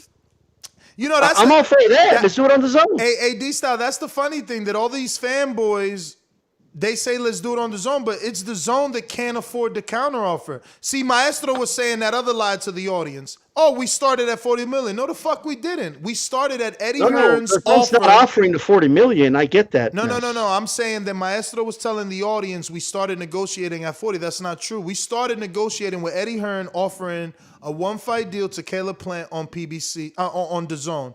PBC turned around and countered that with a 3-fight deal on Showtime. Then Canelo declined Showtime or that. Fox? Showtime, because it was Espinoza. I don't know what Espinoza would be offering something on Fox for. Okay. I don't know if Espinoza. But hey, if it's Fox, it's Fox. The point is, Canelo said no, right? And then they came back, they being PBC, okay? Canelo said no to PBC's counter, right? So then they came back and said 1 fight. So why hasn't DAZN come back and said, fuck it, Canelo, we'll give you 45 million to do it over here. And we'll give Plant 12 million. What do you mean they don't have? That's what a counter is, D-Style. You said you wanted on DAZN. In other words, like but the you fight's said you wanted not on DAZN. happening with PBC guys. Okay, right? but you said you wanted on DAZN. No sale. There was no sale, no go. It's not going to happen, right? Pie in the sky. If PBC says, I'm sorry, if DAZN says, well, it's not going to happen over there, but it could happen over here. Yeah, all they got to do is give me 30 million, Caleb Plant 10 million. Let's go. You would be against that or what? No, all they got to do is offer that. But listen to me. Listen to what you're saying. You're now saying that DAZN is going to say, hey, Canelo, come do this fight over here for 10 million less. We'll offer you 30 and still give Plant his 10. You wishing on a star. No. Canelo might say no. Okay, that's possible. We don't know yet, right? Like, in other words, it's not going to happen on Fox. Yes, but so you guys want DAZN to counter an offer that wasn't even agreed upon. What do you in mean? other words, like why would they do that? That makes no sense. It was never finalized. That's right. Yeah, but of course, it's not like the deal is not. Now keep in mind, and I just want to put this caveat out there. I'm only going by the reports from like Coppinger, So for all we know, this shit could be close to being done, and we're over here talking. Well, Eddie said it's not finalized. Yeah, Eddie said it's not happening for this date. Yeah, Eddie said it's not. But that's my thing. Let me tell you something. Canelo's gonna walk away, okay? Mm-hmm. And look, he's gonna get the criticisms from everybody, right? From the Nestor Gibbses, from oh, you didn't do the undisputed. Shame on you, Canelo. Okay, fine, but you know what? You're all gonna forget about it. So if he does the fight with Beterbiev, we're gonna be excited for that. You know what I mean? I'm gonna be pumped for that fight. Ness is gonna watch it. Ness is gonna watch Canelo. He's gonna watch Canelo. You know what I mean? Canelo's still gonna make 20 million, 25 million, 30 million, right? You tell me, who is Plant gonna fight to make half of what he was offered? Nobody. Half. Nobody. Nobody. And they're going to be dangerous. You don't think you think Benavidez is going to sit in his hands and knees and just be like, but D-Style, why are you taking us down this street? This street only shows that you're a Canelo fan. Like, bragging about what Plant is going to make or not make doesn't help us get the fight. You're a fan of Canelo too, right? Whenever he's not doing bullshit like this. You don't get to pick and choose when you're a fan of a dude. I do. That's the thing. I'm not You a could be a man fan. You could be a fan of somebody, but not co-sign everything they do. Exactly. Yeah, You're you being could be a fan objective. and not like everything he's doing. You're being objective. Right? I'm being objective. I don't like that he's created a new stipulation in boxing. I don't like that he's created a new stipulation in boxing that another A side is going to attempt to use this later. I don't like this. This is a new hiccup. He's causing a new hiccup. Just for the record, and I don't know, like let me just say this. I don't know that that's never been on a contract before. I mean, none of us know that. None of us have seen every single contract that ever lived. Some like the Klitschko's had things like if you lose to me, you got to fight my brother and shit like that. So to act like we never seen crazy shit, but that's and the thing, crazy situations, it's crazy to me. But ain't that the point? You know that Klitschko's had such a outlandish stipulation that it came out. Now you want to act as if, oh yeah, this stipulation might be in all contracts, all we don't know. No, it would have come out. That's why it's coming out, because it's ridiculous. But let me get to a super chat. It's all good. We don't agree. It is what it is. What are we going to do? I got Philly Irish Drew Evolve said, or Evo, I feel bad for Plant because he's losing out on a big payday. But I'm hoping this Bivol fight happens. Yeah, that is unfortunate for Plant. It's got to be a frustrating situation. Ohio Runs Boxing says, Wilder said, and I quote, his team offered AJ $50 million guaranteed. Eyes looking emoji. And that goes, I think that's part of the argument we were saying, you know, PBC is Plant's team, because Maestro was trying to separate the two and say that, you know, PBC is offering, Plant has nothing to do with it. D-Style, can Plant say we and meaning referencing his team? Is that okay? Sure, why not? You almost didn't want to say yeah. I want to know that, because, you know, some people had a problem with that. Well, I just want to know, right? I'm just trying to figure out right now, right? That you like Ness wants the zone to counter an offer that's not even finalized, or not even, like, they're saying that it all fell apart, right? And you want the zone to counter the offer?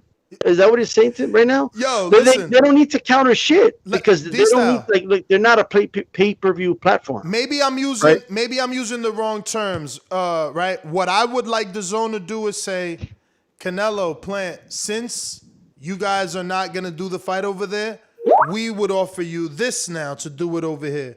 Or Canelo, Ness, put up a proposal. Yeah. That's the terminology. Don't you want the fight? Put up a proposal. What's the proposal? What's the proposal? And what if the proposal is, right? Because Maestro was repeating it several times, and it was, over here, the money's guaranteed. It may not be as much, but the upside is we'll get your replacement. And that's fine, as long as the zone wants to. Amount of money. But that's fine as long as the zone wants to do it and they want to pay Plant. That's what I'm saying. Like, you want the fight on the zone. I want it on the zone for $8. But they got to make him an offer. They got to make him an offer. Remember, this is PBC making Canelo an offer. You want it on the zone, they got to make an offer. Hey, but just because the zone, just because PBC and Canelo haven't come to an agreement, right? Let's say this. First of all, you're assuming that there's this clause, and that's the reason he turned it down. I'm also hearing that they wanted a multi-fight deal, right? So there's more to it that will be coming out. The truth will come out, right? So you're saying this isn't the truth and we shouldn't continue to talk? Not necessarily. I'm saying we don't know the full story. We're just getting these little nuggets of stories out here being put out by the reporters, and we're having these arguments about it, which is fun, right? But we don't know that was a make or break. That's just like an example that Plant said to Coppinger. Like, he didn't show him the contract and said, look at this. Look at the fine print right here. Look at this. He didn't do that. It's the interpretation of Plant giving to Coppinger, and then Coppinger, as a third-hand source, putting this information out there. You know what I mean? So we're presupposing that. But if I look at it from Canelo's perspective, let's say Canelo wants to fight in September and then December again, right? Mm-hmm. And let's be very conservative. Let's say that it's going to pay him $25 million, $20 million, but that's guaranteed. Mm-hmm. maybe what he doesn't want is, I have this fight with Plant. Yes, it's for $40 million, but if Plant gets injured and I need to wait for him to get better, they're going to postpone the fight maybe for December, January, and I'm losing money. D-Style, we're going in circles. That's fine. Let the zone pay for that clause. Like the fight can't have the fight. All I'm saying is this: all these fanboys are saying, "Oh, let's go to Bivol." Just let the zone pay for the fight over there. Plant hasn't raised his price. He only wants the same $10 million that Eddie said was okay. What's the problem? Give Canelo his money. No, I agree with you. Like, I don't understand what's the problem. They've already paid Canelo opponents a lot of money. I don't see why they shouldn't pay for Plant. I agree with you. But Plant, I'm just saying they don't need to offer Canelo more than the $40 million. Like, that's not like a. But Plant was saying that they did agree to the one fight deal. So I don't know if would he be not telling the truth? I don't know. Well, keep in mind, look, it could be anything. It could be Coppinger not understanding what Plant was saying. It could be a lot of things, right? Bro, I'm just saying. You and Maestro are seriously downplaying Coppinger, and that's cool, but you got to understand that Coppinger works for a huge corporation. He's not allowed to just publish anything, bro. Well, here's the thing, Ness. He put the statements, but he put the statements. You're crazy. He got, no. He Hold on, babe. he got quotes, Ness. He got quotes. Yes, but what do you mean? Like, Kriegel lied on Virgil. What do you mean? Just because he's on ESPN, that doesn't mean anything. Like, he lied on Virgil, bro. Kriegel, he's on ESPN. Listen. Speaking on air is speaking on air is different from printing an article. There's copy editors, there's an editor. You don't just get to press publish, bro. Like, you're not telling the truth. Well, yeah, he put quotes in the article. That's the thing. Like, you can't really lie about a quote. Yeah, that's Caleb Plant's quote. He's Those quoting. Quotes. Right. I mean, I get that's his quotes, right? Do we know if they're all the quotes? Maybe Caleb Plant told him some other things. Bro, you're reaching, I'm just saying, like, it could reaching. easily be a mistranslation. Like Plant was saying, we agree. Plant was saying we agreed to the one fight deal. But this idea that Coppinger is the bastion of like we gotta believe what he says. I don't know about that. Well, I mean, they were close, though. D-Style, how do you? I don't even think Coppinger would doctor quotes. I'm not saying he doctored anything, but he like what I'm saying is this: he is quoting Caleb Plant's interpretation of a clause that Canelo supposedly put. Yes. Right. Yes. We're not looking at the fine details of that clause. Okay. You know, that's all I'm saying. Mm-hmm. Like, maybe he misunderstood. It's easy for someone to misunderstand something that's said. So who's and misunderstanding it, and by brother? the time it gets to Coppinger, But who's misunderstanding it? Who are you insinuating is misunderstanding something? Is what I want to know. He's saying Plant. But Plant could easily misunderstand something. He could have misinterpreted the contract. He's saying. All right. Let I'm me just saying that's a possibility, and I'm not even saying if you listen closely, I'm not saying Plant's lying. What I'm saying is, and it's to defend him, because if this comes out to not be true, then what I'm saying would help him, right? And it's saying, okay, he didn't understand that clause fully, right? Because I'm hearing other reports. So that there was a multi-fight deal, and that's the main reason this fight didn't go through. Let me ask you a question, man. When a fighter receives a contract, does he look at it himself or does he have an advisor and a lawyer? They have an advisor and a lawyer. However, it doesn't mean that Plant consulted with his lawyer and his advisor before he spoke to Coppinger. So are you saying that when he received the contract, his manager or lawyer weren't present and they never got to talk and he just had a conversation with Coppinger? So his manager never, when he presented him the contract, he didn't tell him the deal? So if I'm not mistaken, or how about this? Before he presented the contract, and you don't think he called him like, "Yo, we got the Canelo fight. Where? How much? $10 million. Where? Do I get my rematch clause?" I'm pretty sure, because out of his own mouth, Plant said that he agreed to the terms weeks ago, right? All right then. So when you agree to terms, what happens? Wait, they're saying that this is between Canelo and PBC. All right, so it doesn't necessarily mean that Plant got a copy of the contract and with his lawyer and his advisor and looked at it. Bro, I gotta move on. You're tripping, man. You're saying a professional fighter that's fighting for $10 million didn't advise he didn't get advice from his advisor or his lawyer. You sound I didn't say crazy. it all, Ness. That is what you're insinuating, That's not brother. what I said at all. People Okay. could run it back and Say then, it. Say it. I Say it. understand you want to move on, but that's not what I said. No. What did you say then? I don't want to put words in your mouth. What I'm saying is it's very easy to like see that perhaps I'm not even saying this is the case. What I'm saying is that first of all, there are conflicting reports, okay, from people that say they have sources.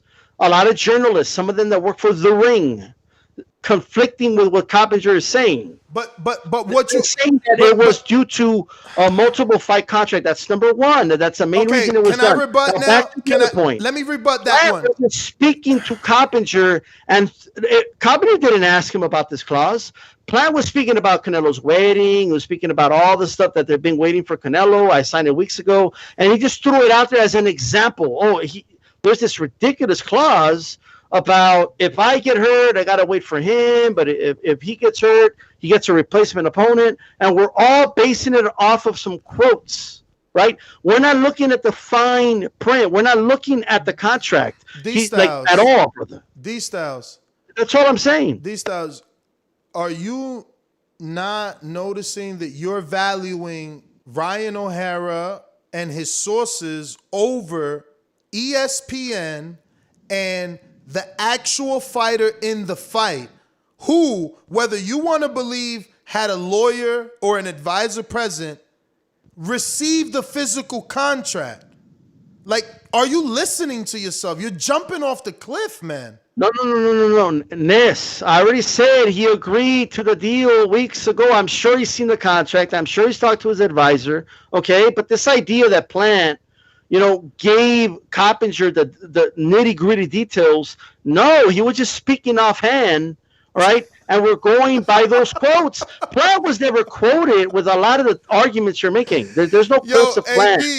AB. With a lot of the things you're saying, brother. So I buy a house, right? The bank sends over the contract for the house. Sure. Am I not seeing the percentage on the mortgage rate? Do I not see the price of the mortgage, the term, how many years? Am I not seeing that? Lawyer or no lawyer present? Yeah, my whole thing is the quotes. I just don't. The quotes are not a contract, though. Like, I don't understand what you're saying. It's specifically about that clause. He's quoting what was in the contract. Because he had to have seen the contract. He had to have seen the contract. He's negotiating with their side. So he knows what their side is asking for because he's being told by his representation what their side is asking for. You know why he has to know what that side's asking for? Because he has to agree to it. Yes. Because if he doesn't agree to it, then there's no fight. So he has to know what's going on. He has to know. And here he goes again with the conflicting reports. So again. First of all, man. No. D-Style, let me. People who are saying that it's about the 3-fight deal still being asked for, but he just said that that's not the case. So someone could just be saying that just to be saying that. That's just someone saying that. Here we have actual quotes from someone who actually had the contract in front of them because they're negotiating with that side. Did the Coppinger contact Canelo's people to confirm that that's real? Eddie Hearn was interviewed. So we go back to stage number one. First of all, the idea that someone from ESPN wouldn't lie is laughable. Okay, they lie all the fucking time. You're accusing Plant. You're accusing Plant of lying, not ESPN. You're accusing Plant of lying. D-Styles. Eddie Hearn confirmed it, bro. Like, are you not watching the interviews? Are you not following this? Of course, I saw the Eddie Hearn interview. Right? More than one. It's not agreed upon, and he can't really do much right now because he needs to wait and see if they're going to agree to it. That's what he said. You need to go do your research. You and Maestro just be saying shit. Listen, Eddie's already here's on the record. thing. Listen okay, so you're saying let me finish. Why would Plant say that they agreed to a 1-fight deal? Then, if it's not true, why would Plant say that? You're saying that they couldn't have made a change? Like, you guys are acting like just because Coppinger quoted Plant that makes it golden. It does not make it golden. Well, because that part of the contract was already worked out. What if Canelo's quoted saying they wanted me to sign a multi-fight contract? Then what? Then who's lying and who's doing what? I'm just saying not enough information is out. That's what I'm saying. That's not what you're saying. You're saying are the reporters reporting otherwise saying the truth? I don't know. I just don't understand why Plant. You guys don't understand why Plant would. I don't understand why Plant would say that. You're saying it's impossible that Plant couldn't misunderstood something? Is that what it's not? Not that. Okay, then there we go. If you're not saying that, then we don't have anything further to discuss. D-Style, we are saying that it's impossible for him to misinterpret. He's got a fucking attorney. It's a $10 million contract. It's too big of a fight. It's too big of a fight. You sound crazy, bro. The fact that you're jumping off the cliff. Maybe. I mean, we got Ricardo Mayorga saying that Donkey lied to him. And something was in a contract. You got to let me get a word off, man. Otherwise, a lot of fighters say a lot of things. You got to let me get a word off so it could be some sort of debate, man. You keep bringing up Ryan O'Hara, who's using a source, right? And he works for the Ring. It's two different levels of corporations. Their stocks are totally different. Their views are totally different. Their morals. ESPN has more to lose than Ring Magazine, bro. Stop discrediting Coppinger. He worked his way from fucking USA Today to PBC on Fox to ESPN. Like, he's living the dream. You sound like a fucking hater saying that, he could be lying. This has nothing to do with you see what I mean? Like, what does that have to do with anything? Because you're saying that Coppinger that's not a point. That's not a valid point. You're just hating on Coppinger. Okay, you are. I'm just stating facts, brother. If you want to believe everything Coppinger said, that's what I'm trying to say. Coppinger also said it was a done deal. Let me talk, please. That's what I'm trying to say. One man is interviewing someone in the negotiations, and it's not a source. The person is willing to reveal himself so that he can be held accountable. You keep bringing up someone saying sources, telling me the fight is still a 3-fight deal, and that's cool. I'm not discrediting Ryan. I'm not discrediting him. Full disclosure. When Coppinger does say sources say, I don't always believe him. But if he's going to get me quotes, it's going to be hard for me to dispute this. That's all I'm saying. And all I'm saying is, we'll see, right? If one dude has a person and the other one doesn't, how are we like saying, there's conflicting reports? No. Ryan is the one that needs to do a little more work because he's the one contesting the work of ESPN, the 35th biggest website in the entire world. So he should have more than one source telling him that there's a 3-fight deal, not just one source. Yeah. That's journalism, but you obviously don't see that because you are the one that believes that there's no editors. That Coppinger can just publish. I'm saying that we don't know what you're just saying because Plan is quoted saying this is what stopped. First of all, he wasn't even quoted saying that's what stopped the fight. Okay, he never said that. Find me the quote where Plant says this is what killed it. No, I didn't see that quote. He just mentioned that clause being a ridiculous clause. That's all he did, right? We do not know what ultimately stopped the negotiations. We don't even know if they're still negotiating right now. None of us know this. Eddie Hearn like said what he said, okay, but we just don't know because we're giving different information all the time. I'm not saying take Ryan O'Hara's word as gospel. I'm not saying that either. What I'm saying is, if there's people saying there's conflicting reports, right? We need to wait for the reports to tell the truth. D-Style, you're the only one saying Coppinger that. Or blindly just going, hey, they're the quotes, just believe it no matter what. I just can't do that. That's not me. Brother, you're the only one saying that they could still be negotiating. Eddie Hearn is on multiple interviews. The point is still validness, even if it's dead already. My point is... Okay, that's not even my ultimate point. But we don't know what killed in this. We don't know what ultimately killed the fight. My friend, nobody you knows. are the one saying that they could still be negotiating. I'm just simply telling here's you what I said, that the facts state that Eddie said is dead. That's what I said.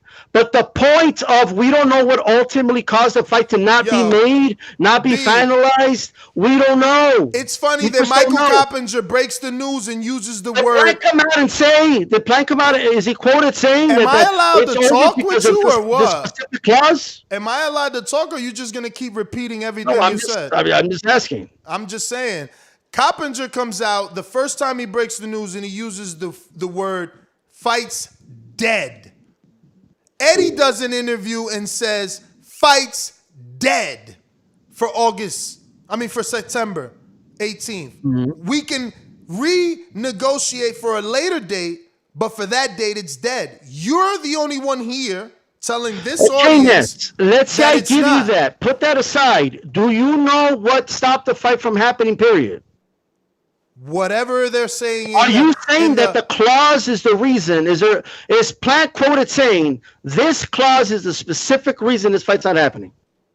I don't think he's quoted saying that. Okay, then that's what he just mentioned that clause, and everyone's just assuming that's the reason the fight's off.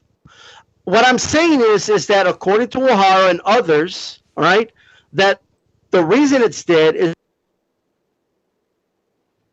Oh, he froze. Phone call.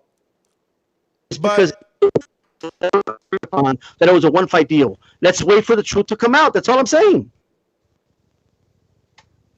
I don't know these styles, man. I live in America. You're guilty till proven innocent, not innocent till proven guilty. Towards the end of the negotiations, they asked for a rematch. When they lose, no problem. You can have the rematch as well. I just want to fight.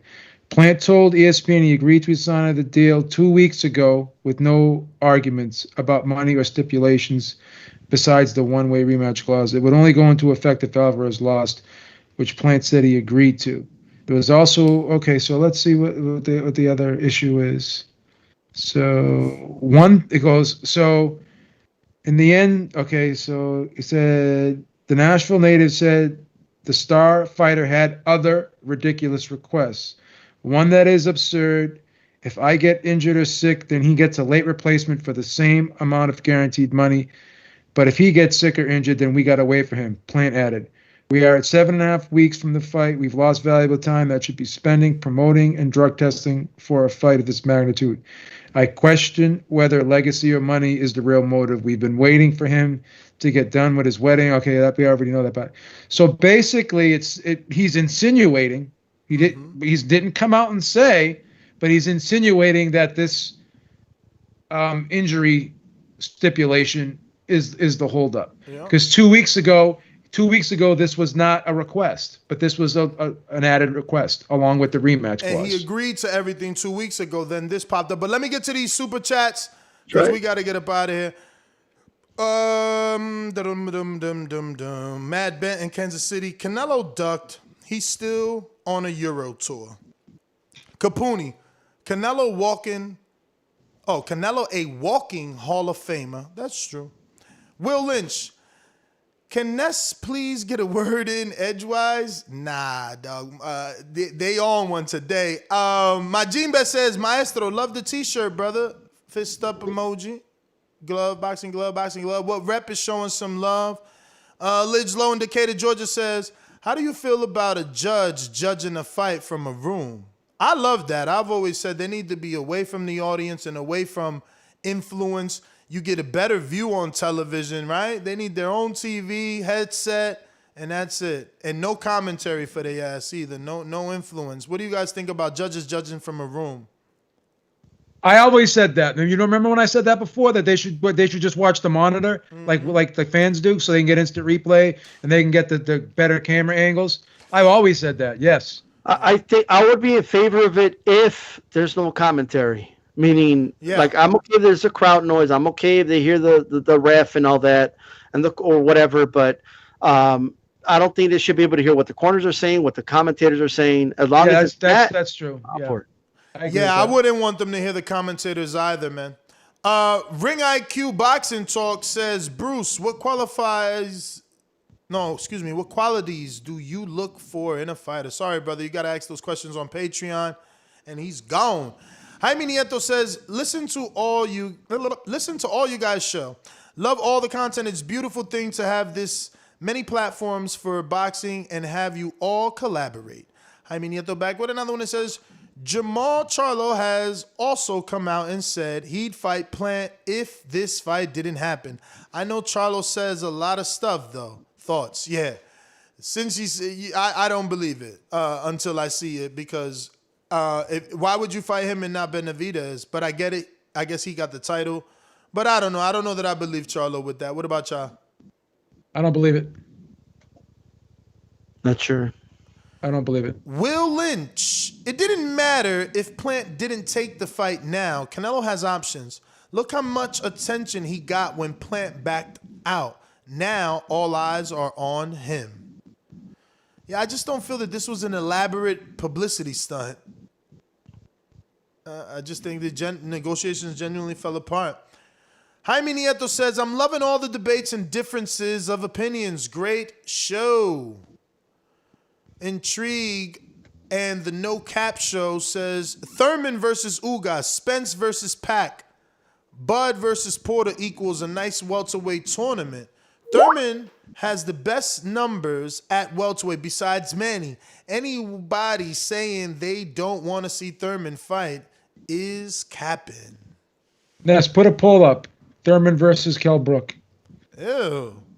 Come on. Damn, B. You serious? Let me see this poll. And that made me sneeze, brother. What's going on? Look, I'm allergic to- 67% of the poll at a 938 votes. Holy shit, that's our biggest poll ever. How many times did you vote, Ness? I can't. I don't even get to vote. It doesn't let me. Hit the like button, guys. Hit the like button. Yo, 938 votes. 67% said they'd buy Tank versus Keith Thurman. I told y'all that's a big fight. Told y'all. Y'all tripping, man. What was your poll you wanted me to make? I'll make it. What is it? I ended that one. That was crazy. Who wins, Kell Brook or Keith Thurman? Oh, my God. Who I got Keith Thurman. wins? I got Kell Brook. Thurman. Oh, no. Who wins? Come on. The disrespect towards Thurman. I love Kell Brook. Thurman. Brook. Make sure I vote. I'll probably be the only one picking Brook. Let me get to some more super chats here. We got Jaime Nieto. No, we got James Benitez that says Plant got better social media, better views on TV in his fights. Tell me Bivol numbers. I'll wait. Be honest, they're trash. Plant is the best option with the belt. Jaime Nieto says, what do y'all think about that super chat? Y'all don't agree? No. Read it again, Ness. Read it again. I'm sorry. The best option, period? I don't know about that. I mean. No, but he said best option with a belt, with the belt. With the belt. Mm-hmm. Sure. I could agree with that. Jaime Nieto says, Ness, I think Maestro was saying they started the negotiations for $40 million at the point of the replacement fight. He said that on his show today. What do you mean? Ness, I think Maestro was saying they started the negotiations for the $40 million at the point of the replacement fight. No, that's what I'm saying. Remember, it was DAZN that led the negotiations with an offer to Plant to fight on DAZN. Plant countered that via Showtime with a 3-fight deal. Ness, 89 to 11%. On what? Thurman's 89%. Brook is 11%. Brook ain't gonna beat Thurman, brother. He's he'll never beat Thurman. He's too done, man. But let me see. I think we got some Mo. Bo and Bama says, can you ask D-Style to show us that Silva? Can you ask D-Style to show us that Silva can he drinking out of? Oh, Silva can you drinking out of? I spy a 211. What's that? He's not allowed to put that on camera because he doesn't want to get sued by the company. Oh, that was a glass. That's a plastic freaking Panera glass and shit. Mad Bet 100 says bud tenders, agents, agents, and now Canelians equals D-Style. Damn, D-Style. They're calling you a Canelo. I'm getting you paid, Ness. I'm getting you paid. You know what I mean? These guys are forking out money at the end of the day. Yo, we got a cash app from Juan Bautista that says, bless you, brother. Thanks for all the hard work, JB. And we got, that was funny, J.R. Nika. Coppinger also put a report out today saying that there was a 2-fight deal after Plant. Look it up. it wasn't just Ryan O'Hara. Well, that would mean I was right if that's the case, right? I don't know. You got to find it because you were But using that as I an can't argument. confirm that. I haven't seen that, but so. Yeah, I haven't seen that either. Jaime Nieto says, I love that point of judges judging from somewhere else. That's a great point. No influence, completely objective. Yes, sir. And Coach Myers in Connecticut says, shout out to TBV just showing love. We got to everybody. We lasted longer than most of the callers. They got off. They got upset. Mr. PBC with another one says, PBC gets Terrence Bud, the man ready to sign Big Dog Crawford to PBC. We got Jeff Bowzels, S-Space, Ships, and Mucho. Is that Jeff Bezos? I guess. Jeff Bezos, spaceships, and mucho crypto chips. Send him over. Call Al and email. We ready. The bag is getting cold. Thurman, Keith, out Bud in boxing glove emoji, GIF, what? Al, email. We ready. The bag is getting cold. Thurman, Keith, out. Bud in. Oh shit, he's saying Keith Thurman out. Bud is in. Okay, you trying to play my man Keith out now, huh? See how quickly they forget about you? That's why we get this win over Tank. We back in the limelight. We back in the limelight because it's like that's a big fight. It's on pay-per-view. All eyes on Keith. That's it. But all right, y'all gonna hate. Coach Myers, what up? Yo. Yo, you hear me? we hear you. Yo, what's going down? What's going down? Going on, fellas on the panel. What's the topic? I just hopped on, man. Oh man, you tripping, bro. We've been on for 4 hours. You don't know the topic? Bro, I had a busy day. Hey, listen. First of all, shout out to my flag team. Shout out to Under Armour. I just got a sponsorship of my flag team. You know what I mean? So we doing it big, man. We doing it big. I'm excited. We got sponsored by an NFL team. Wow. So, you know what I mean? We up from now. So I've been busy all day. So shout out to y'all. I missed the show, but just shout out to y'all. That's it. That's my call, champ. All right, Mr. PBC. Mr. PBC, baby. BoxingVoice.com. I'm the flyest. Canelo talking about he believe he can win. Go to my kitchen. Get the sharpest knife and cut the bullshit out. I don't care what you do good. I do every fucking thing great. Mr. PBC, baby. Yo, what's good? The best part of waking up is TBV in your cup. It's a beautiful day in the PBC neighborhood. Shout out to the top ranked dude that came in. You know, we ready for Bud, man. Just come over. Let him come over. We got a ship waiting for him. We got spaceships and cryptocurrency chips. Same with Bill Haney. You know, this ain't the Floyd show. This can be your show. But you want the zone on the app. When it comes to Canelo and Caleb Plant, I think we don't know what's really going on because it seems like every time he has a fight, especially with Billy Joe, it was almost off, it was on, it was almost off. I just think, you know, he wants to come back to the table and get a different type of bag or just a different type of person. We got people for him. PBC runs the shit and the ship. Shout out to Tupe TK representing the city of Seattle. Y'all should bump them. And shout out to them Deontay Wilder haters. That's all they got to talk about. But they don't talk about the real shit, the gloves, the camera. They just talk about Mark Breland. That's my call. Alrighty. Intrigue, what up? I said this bitch on fire hotter than a throwaway. I need my money now, no extra day. Your time's up, goons ready, ain't no other way. It ain't no other way. That's all I got. I say what I mean, do what I say. I pray my chopper bullets don't spray. If you cross, we better look both ways. What's good? What's good? What up? What up? Yeah, man, chilling, man. Watching this draft and listening to y'all, man. Good show. I ain't really have nothing, man. Y'all covered pretty much everything. The dude that came on from Top Rank, is that the dude who came on the show before? That we was pressing, trying to make the Bud and Thurman and the Bud and Porter fight, and he was saying that them fights wasn't big. Like, I think he's I'm sure that was Bruce Trampler. Oh, okay, I couldn't remember the dude's name, but nah, that's it, man. That's all I got. Yeah, who was the dude that Thurman was sparring? You said what? Oh, you said his fighter. His name is I got it in the interview. It's going to drop. It's Ricardo Graham. Oh, okay. I think I follow him on Insta. That's what's up.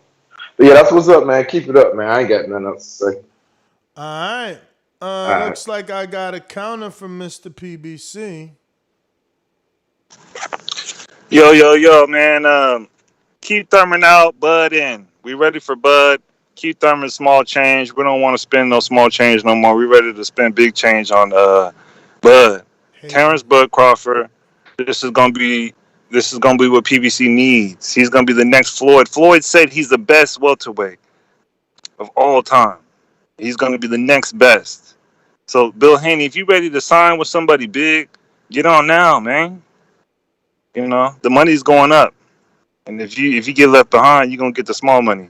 But keep Thurman money. That's my call. All right. K Boxing in DC. What up? K Boxing, DC. One time. We out. Fellas, you want to give your socials, final thoughts, anything you want to get off your... yes. Did D-Styles leave? Damn, he just left. No, he didn't even give the social. Oh, sucks. Yes, I think something happened with his computer. But catch me on Twitter, JHabib1, Facebook, Joe Habib. Ringside Reporter live here on YouTube. Make sure you subscribe to the channel. We go on live every Sunday, 6 p.m. Eastern time, right before the Boxing Voice goes live. Stop by and catch us at 6 p.m. Eastern time. And make sure you subscribe to the channel and check us out and give us a like and share the videos. Thank you so much. D-Styles, you're back. Give out your social media, champ. Yo, so I apologize for the sound because my mic, I don't know what happened. Yeah. But just go ahead and just catch me on D-Style Boxing, Hispanics Causing Panic, every Tuesday. And I got to figure this out, so. Later.